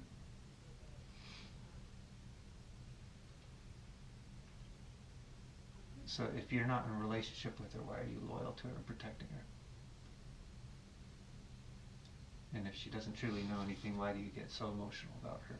She's the only one I have. She's the only thing I have besides my mom. That's the truth. That's all it is. She's someone I can talk to. She's a friend. But you've confided into her all of the things that you've done. No.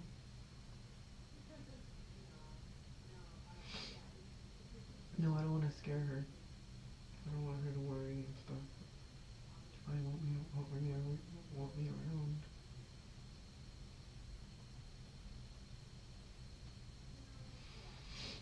Ed already tried to scare her away from me, saying that I'm no good. And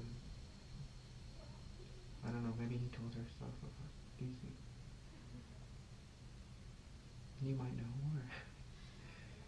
You might know more about them. Did you or Ed or anybody else threaten anybody after January 6th? Tell them to not talk? I don't really threaten anyone. I mean, I don't threaten anyone. I haven't threatened anyone, no. Did you ever make any communications to anybody, whether it be through text communication or verbal communication, telling somebody that if they talked to the police or went to the police, that there would be consequences? Mm-mm. No. I definitely didn't do that. And you would be able to prove it, so why would it lie? So we started off our conversation today about we wanted to get to know the story of Danny.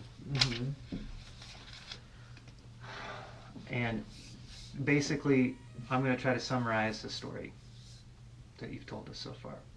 And I want you to tell me where I'm wrong, if it's wrong. Who's But- this guy? Just when my partner goes out, he's just another It's agent. just two people to protect. Got it, Yeah, got it. he's just another agent in our office. So, essentially, you have been a fan and a supporter of Trump for a long period of time. And when Trump became president, you were motivated to try to join the military, but the army didn't take you based off of your prior history. But you volunteered to do canvassing on behalf of the campaign, and then at some point in August of 2020, you started attending Trump rallies, most of them in the Beverly Hills area, but some of them in Huntington Beach and Politicians' houses. the politicians' houses. And at some point after the election, when it appeared to you that Biden was going to be declared the winner, I didn't think Biden was ever going to be declared winner. But at some point, you believed that the election was stolen from Trump, that Trump had won in a landslide, but that those votes weren't being legally counted. And some of that information you got from Infowars, and from some of the other videos that you were seeing of like ballots being moved about in boxes and things like that. Is that correct so far? Yeah, Steven Crowder or Mark Dice. Okay. Infowars. It's all over. Right. Hodge Twins. There's tons of channels that evidence everywhere. Overwhelming evidence that it's been stolen. Everything's not right. Right. We need to fix this. And part of your background and your experience was that you felt like at some point you got involved with the 3% belief. No. Do you know yeah. how far back was that, by the way? I just felt like I don't know anybody else that calls himself a 3%er or Sure. so I just nobody around my friends, my circle, like knew what that was about patriotism. But at about some Trump. point you got involved. Yeah, I just felt like that was cool. Yeah, I was putting stickers on my car. I'm like, okay, let me order something online and put it on my car, and that's all it was. It wasn't never a meeting. I never met another. I know, and I was going to get to all that, but I was just wondering, when did that 3% stuff start to like kind of be something that you were really interested in? Oh, maybe like 10 years ago. At least like 2013, 2012. Okay. When did you get the sticker for your car? And when I got the car. Which was I don't know that date.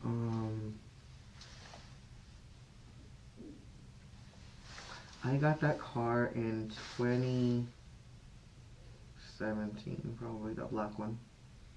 Okay. And that's when you put 3% sticker on it? Yeah, I mean, I had Infowars sticker, California Republic sticker, American flag sticker, even had a Thin Blue Line sticker. I had all the stickers on there. 3%er, 1776. Okay, so back to my summary of what you've told us thus far. And then you and some of the other friends that were part of your Telegram and Patriots, whatever the Telegram group was, MAGA gang, and they're also the group of friends that attends those Beverly Hills rallies had decided you guys were going to heed the call of President Trump and travel back to D.C. Part of what you thought, though, could take place when you went to D.C. was that you guys were going to encounter BLM and Antifa, who were there to be opposing, like they had been in other rallies here in California. We were originally going to go protect. The original intent was, a possibility was to go protect the Capitol. From Antifa and BLM. From vandalism and right. fires. And so you, in order to make sure that you guys were equipped for that because of all your experiences that you lived. And that's why we needed the gas mask. And the gas masks, the bear spray, the tasers, all those things were because you thought you guys were going to be engaged in some sort of civil war with BLM and Antifa. You arrive by van, you attend the Trump rally on the morning of the 6th, and then you go to the Capitol and you breach through the Capitol area. You end up in the area where the tunnel is, and at some point you engage with Officer Fanone after receiving a taser from some mysterious person after you called for a taser. You tasered Officer Fanone, you reviewed those videos with us, that you confirmed that is you tasing Officer Fanone in those videos. And at some point after tasering Officer Fanone, you end up on breaching the Capitol through a glass window that was already broken. And once inside the Capitol, we showed you that video of you inside the Capitol, and you confirmed that that was you that was trying to break the other window open. And you believed at some point you may be there for a while, and so you needed to open that other window for ventilation in case you were tear gassed. But at some point, those things all occurred, correct? That's what you've told us thus far. Then you left from there. You took a photo with somebody else, at the guy outside that had the little gas bag or whatever it was, the hazmat bag. Yeah, when we came out, we took that picture. You took those pictures. You went back to the Airbnb. You left the following day in the van, and it was everybody except for Al came back in the van. And you confirmed, at least in part, that one of Ed's goals may have been for the paintball training was to practice, should you guys go up against Antifa or BLM, to make sure you guys knew how to work together as a team. I don't know if that was his. I don't know if that was his intent or his goals, but that's what I thought it might be. Okay. And you acquired, at some point, you acquired the smoke grenades for going to those rallies. No, I had the smoke grenades because we went paintballing, but they didn't let us use them at the paintball. So Well, you I bought them at the paintball place. Yeah, and I just had And you them. said you were going to use them maybe at the Huntington rally. Yeah. And you didn't.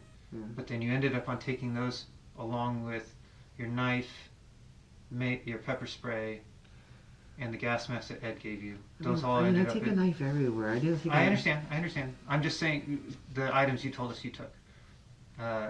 All those ended up going with you back to the Capitol. When you tasered officer, We didn't. That stuff stayed in the van. We didn't. it went to the Capitol region. Let me be yeah, clear. it went to Arlington, but it never went into DC. Okay. The van went in DC. So when you offloaded it, it stayed at the Airbnb. No, we took a Uber into Uber DC. to DC. Yeah, How many people went in the Uber? but we had a couple Ubers. It was Okay. it was just. Who paid for the Ubers? No, it wasn't me. I don't know. You don't know who ordered the Ubers? No, I don't have an Uber app or anything. Okay. It might have been Ed, I guess. Might have been who? Ed. Okay. When you were engaged in your activities at the Capitol, including the tasering of Officer Fanone, including the breaking into the Capitol, there's a part of you that believed that this may be a Civil War moment where you had to be part of the necessary group of people that were going to repel the evil to make sure that our United States and our Constitution would survive, right? And so when you did Am I mental? Am I just that stupid? I mean, yes. Listen, Danny, I think you just made some bad choices, man. Did we all really just, are we all that stupid that we thought we were gonna go do this and save the country and it was all gonna be fine after? We really thought that. That's how stupid, huh? You did think that, right? Yeah. Yeah, we really thought that we were doing the right thing, that we were gonna. Yeah. And those the officers that were there, they would have got in your guys' way. Yeah, we were just like, come on, get out of the way, guys. This is what we're. So if they were in your way, We're you with guys you just had to guys. tase Come them. on, guys. Be back to blue. You know how many times I've had to argue with people about backing the blue and the cops telling us at rallies, stay on the sidewalk or it's time to get out of here or whatever, and I'm like, come on, guys, this is not how we back the blue, and I tased one of them. Yeah. I don't know. If you could say something to that officer, what would you say? I'm sorry he had to go through that. It's not right that he had to suffer like that. We put fear in him and he worried about his life. He was scared for his own life and thought about having to kill us, and he was willing to die because of his beliefs too. What were his beliefs? Thought he was standing up against the racists or something, maybe like the Trump people are bad, and he felt he was doing the right thing too. Do you think he was doing the right thing? Yeah. He was doing his job.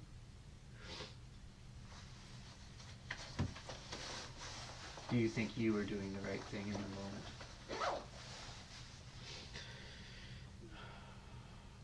Yeah, but not very confidently, I guess. When I tased him, I really,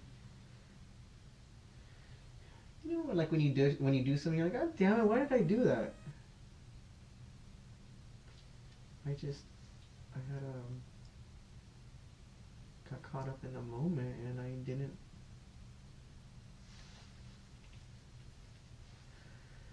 really think.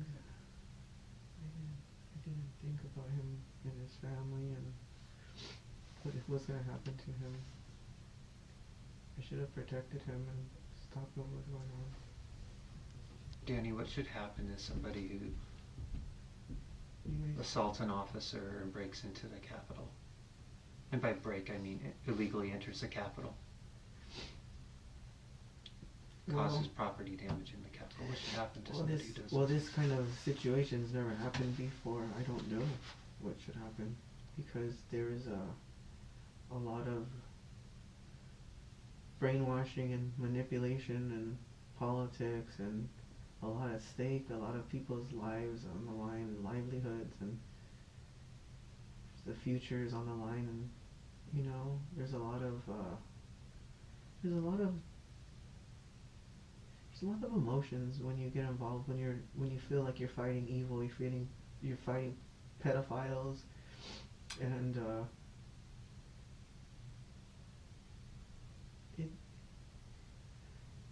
you have a lot of fire that gets lit inside you when you know that, like if you see a dog or a child being beaten, and it's like you can only like take so much before you start to like feel responsible for not doing something.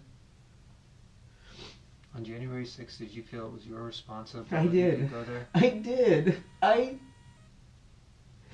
did. I thought that. Yes, I thought that I knew enough, or I knew better. And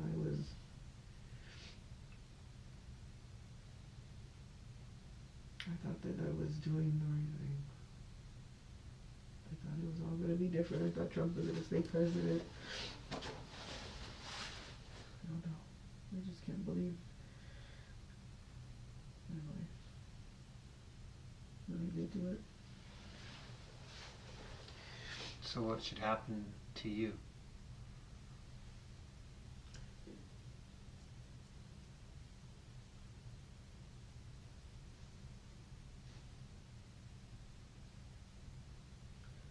You know, I don't really want to answer that because I don't. That's fair. I don't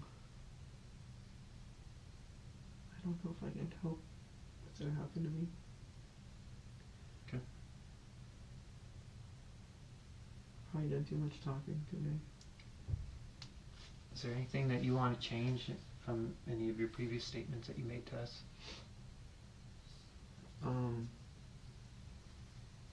And I'm talking about changing from maybe something that wasn't truthful. No, I have not lied. I've really not lied. Not about the gun. You said I have a gun. You guys, there was no gun at my house, right? There's a gun. There's a gun. In my mom's room? Mm-hmm. She had a gun? A 45? Yes, Dan. We're not lying about that. You'll get to see a copy of the property evidence report and photos. Mm-hmm. What the fuck? She told me she's not allowed to have a gun.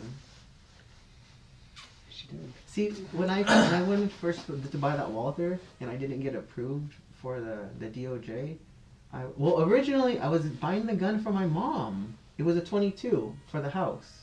I was like, we should just own a gun. I told her we should just own a gun for the house.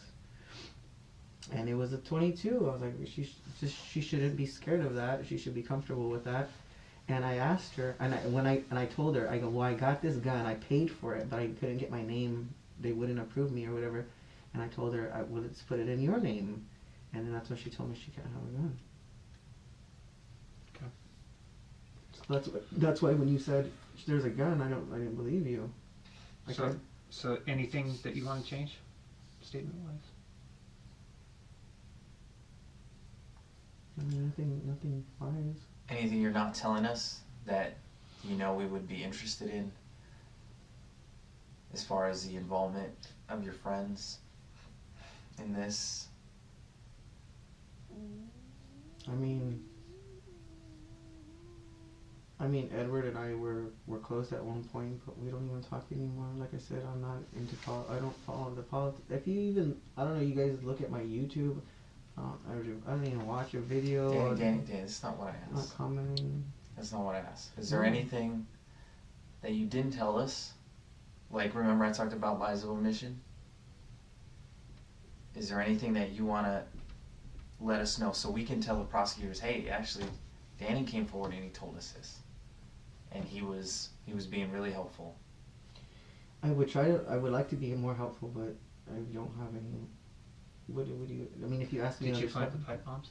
Did I what? Did you plant the pipe bombs that were No. found there? I don't know if there was any pipe. No. Did Ed? No. I don't know anything about pipe bombs. I heard that there was pipe bombs from the news. I don't Do you know any information about other people, other groups that took weapons and did things at the Capitol? Assaulted officers, injured officers? Mm-mm.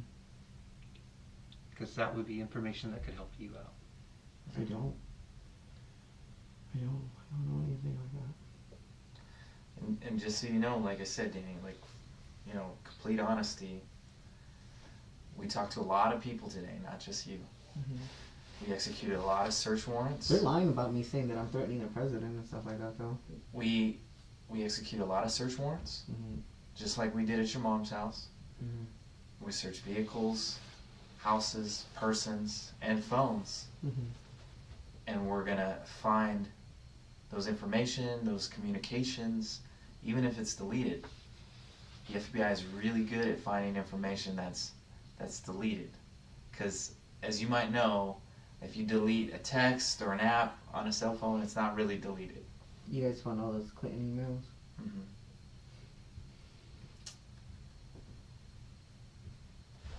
No, I don't have anything. So honestly, Danny, you should be worried about yourself right now. I'm really worried about. I'm probably looking at 20 years or more, 40 years, 50 years. What am I doing? I'm gonna die in prison. No, like the way it works is they take a look at all your charges and they take a look at your prior criminal history and whether or not you cooperated with the government, and all those things count towards credits, either for or against you.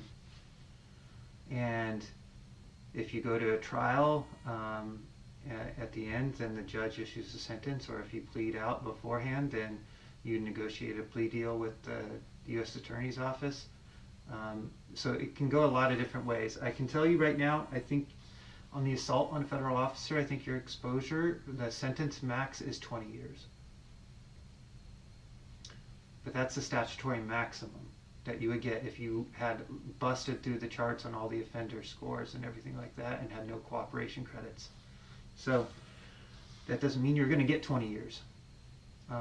What you're actually facing is something underneath that, but what that will be, it all depends on what your criminal history is like. Like I said, if you cooperated with the government, if you entered in a plea agreement or not, all those things. And that's all stuff that you have to talk with your personal attorney over.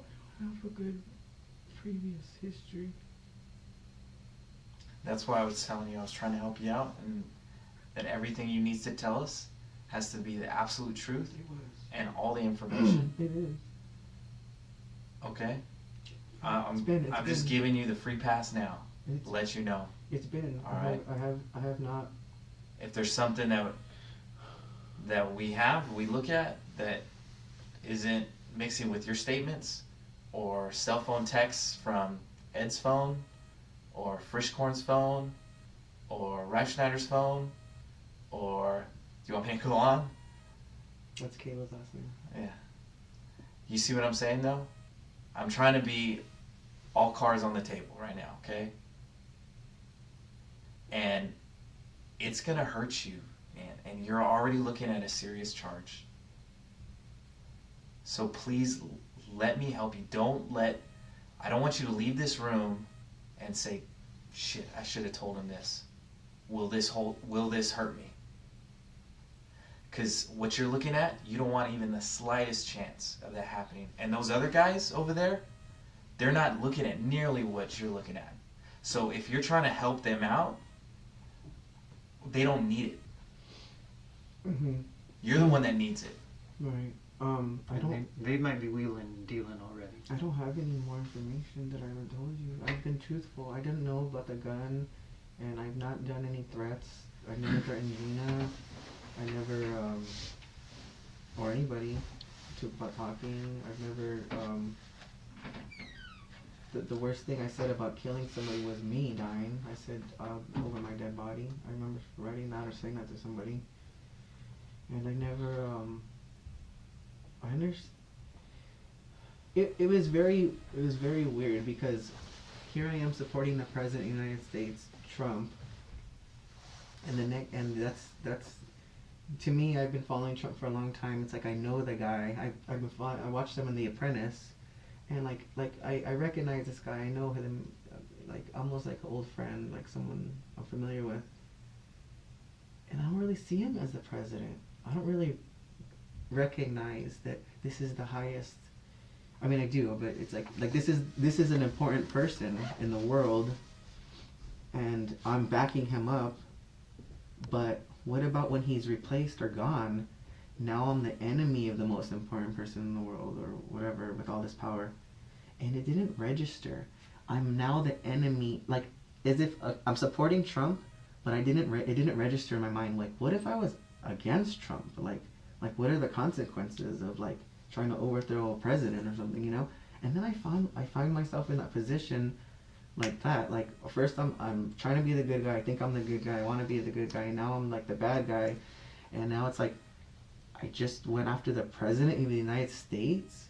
Like that is not a joke. That's something like, hello, like what was I thinking? What am I doing? Like snap out of it. Like you're going after the highest office out there. Like you're delusional. What's wrong with you? Like FBI, CIA, Secret Service, like all these agencies and marshals and whoever's out there. It's like now I'm on the enemy list of all of them. That's how stupid I am. I didn't realize.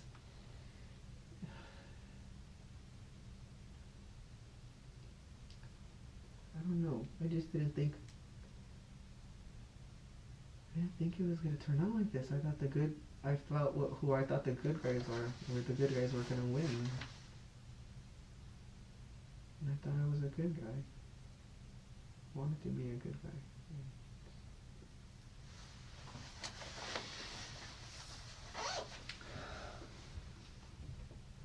Alright. We're gonna get you a property receipt for this. You have 597? I can look for one. Maybe just grab one real fast. And then, Is there any way I could talk to him? no, not right now. You'll be able to when you I get. mean, when I go to jail, I have to Yeah, call we're him. gonna take you down to the courthouse. You'll have an initial appearance today with the judge, where the judge will read you your charges, and you'll have an appointed legal counsel for you. And then the judge will order you. You won't have initial appearance today. You'll just be put on calendar, and they'll set over for an initial appearance for you, where you'll have legal counsel and all that stuff. So that you'll get access to a phone today. You'll be able to call her. And if I don't know the number? I can try to get it for you.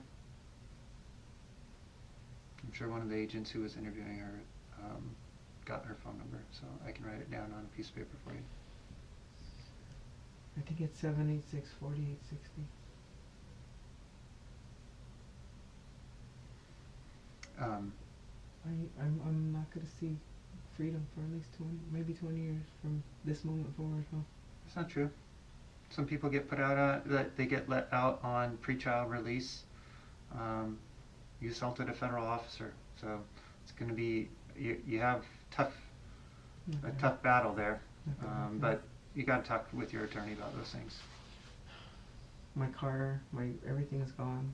I mean, I'm not gonna. I lost everything then, huh? I mean, it's all whatever is your possessions is your possessions. You can deal with that with your mom and you.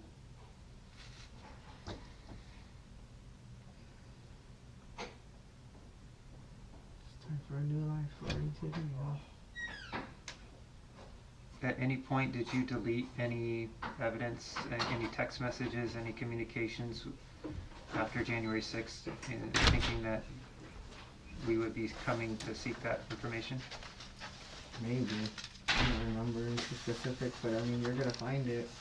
You did delete stuff though? No, I mean, I just delete stuff like I don't, not on purpose or Did you go through your phone and delete photos or things inside your phone that were taken at the Capitol to try to hide the fact that you were there? Yeah, but it's still on the phone. You'll find it. You did delete though. No, I didn't delete anything. I moved it to an SD card. The SD card's still on the phone. You'll find it. Okay. Why'd you move it to the SD card? Thinking that I would get away with it, but I already knew. Okay. So I guess no, it's no point.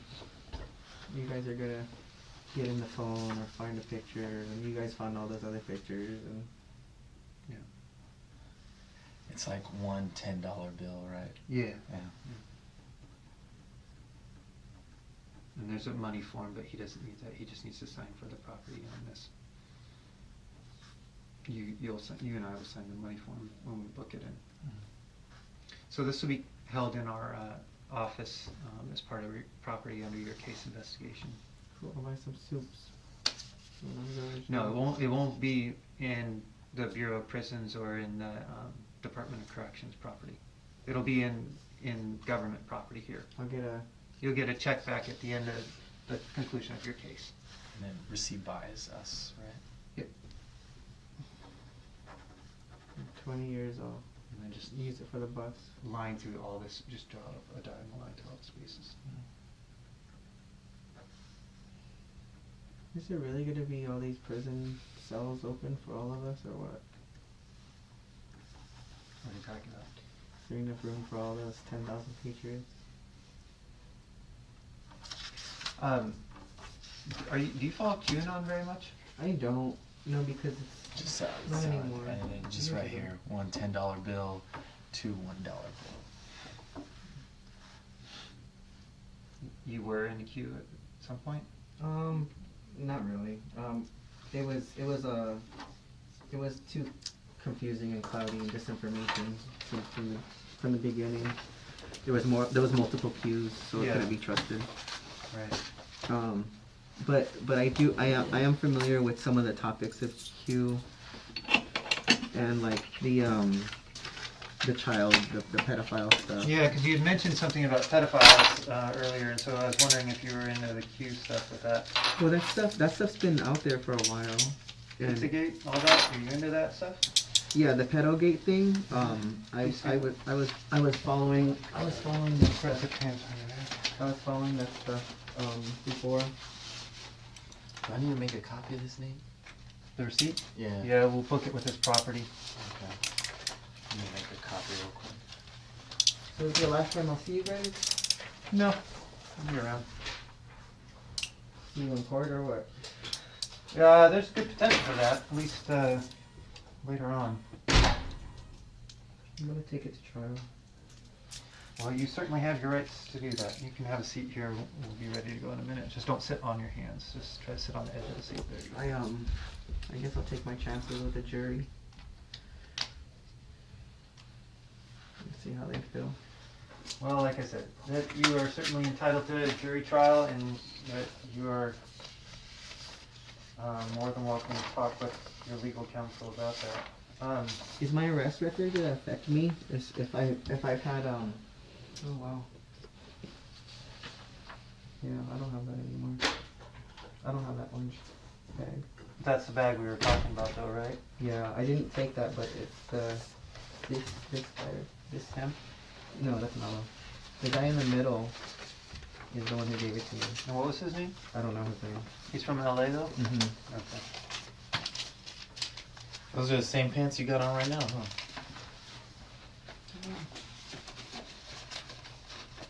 Yep. So you gotta be Mellow. That's Mellow. Yeah, and this is a guy from LA who doesn't know his name. Okay. Who is that Swedish scarf guy? That's that guy. Is that him? Yeah. I That's don't know him? him though. You don't know his real He name? doesn't have a Swedish accent. It's just a scarf. I think that's why they're calling him that. So you're looking for him too? Somebody is, not me. I mean, I just heard about it, so I was just curious. You guys are just assigned to me only?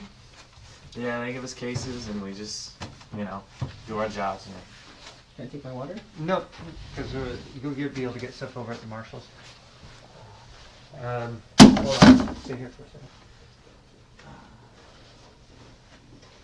Are we gonna transport right now? Yeah. Let me take this to Eric. Or yeah, Okay. I'll be right back. Good. Oh.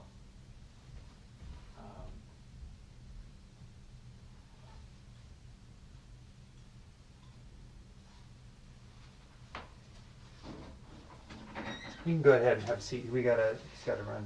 If I call my mom and I tell her, ask her to call Kaylin, and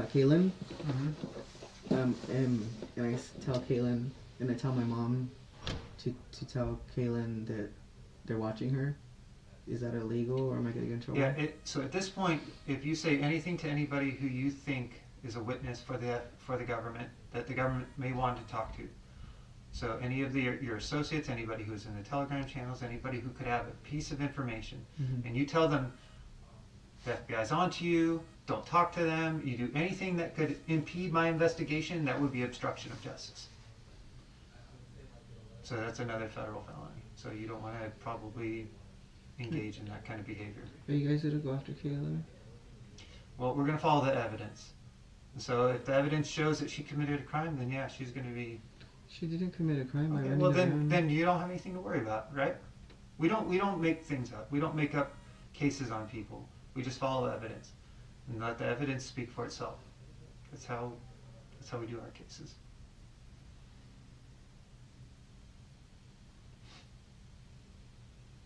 What about Edward? You guys haven't gone after Edward? Well, like I said, we're talking to a lot of people today. A lot of people got search warrants. A lot of people got talked to. So what happens with those people in the future? It's all dependent upon the courts.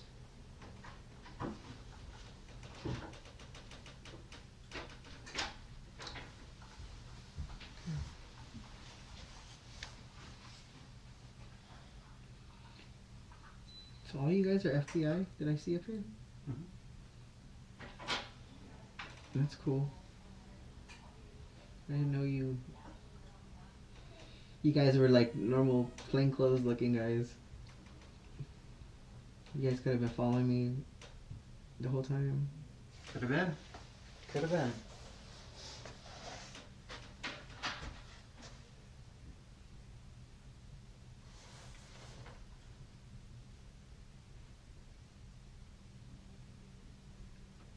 So it doesn't sound very good, my case, huh? I'm sorry? My case doesn't sound very good for me, huh? Well, I mean, it is what it is, right? I mean, you admitted to a lot of the facts that we had talked about in here, and so... Will that help me? What's that? Will that help me? Well, I think... Thank you. I think your honesty and that puts you in a position where we can go to the prosecutor and say, hey, look, he provided us with a statement. You know, here's the facts that he gave us, and you know, so you have to then talk with your defense attorney and figure out if you guys want to go enter into a cooperation agreement with the government, or you want to fight the case and take it to trial. So the way your cooperation in this interview would help you is to show continued cooperation in the future, and that, you know, like I said, the law requires that the government give you credit for cooperating with them. It's called part of the sentencing guidelines for the federal law. It says that if you give credits or if you cooperate, then you can get credit for a reduction on your sentence. So, you ready? Hang tight here.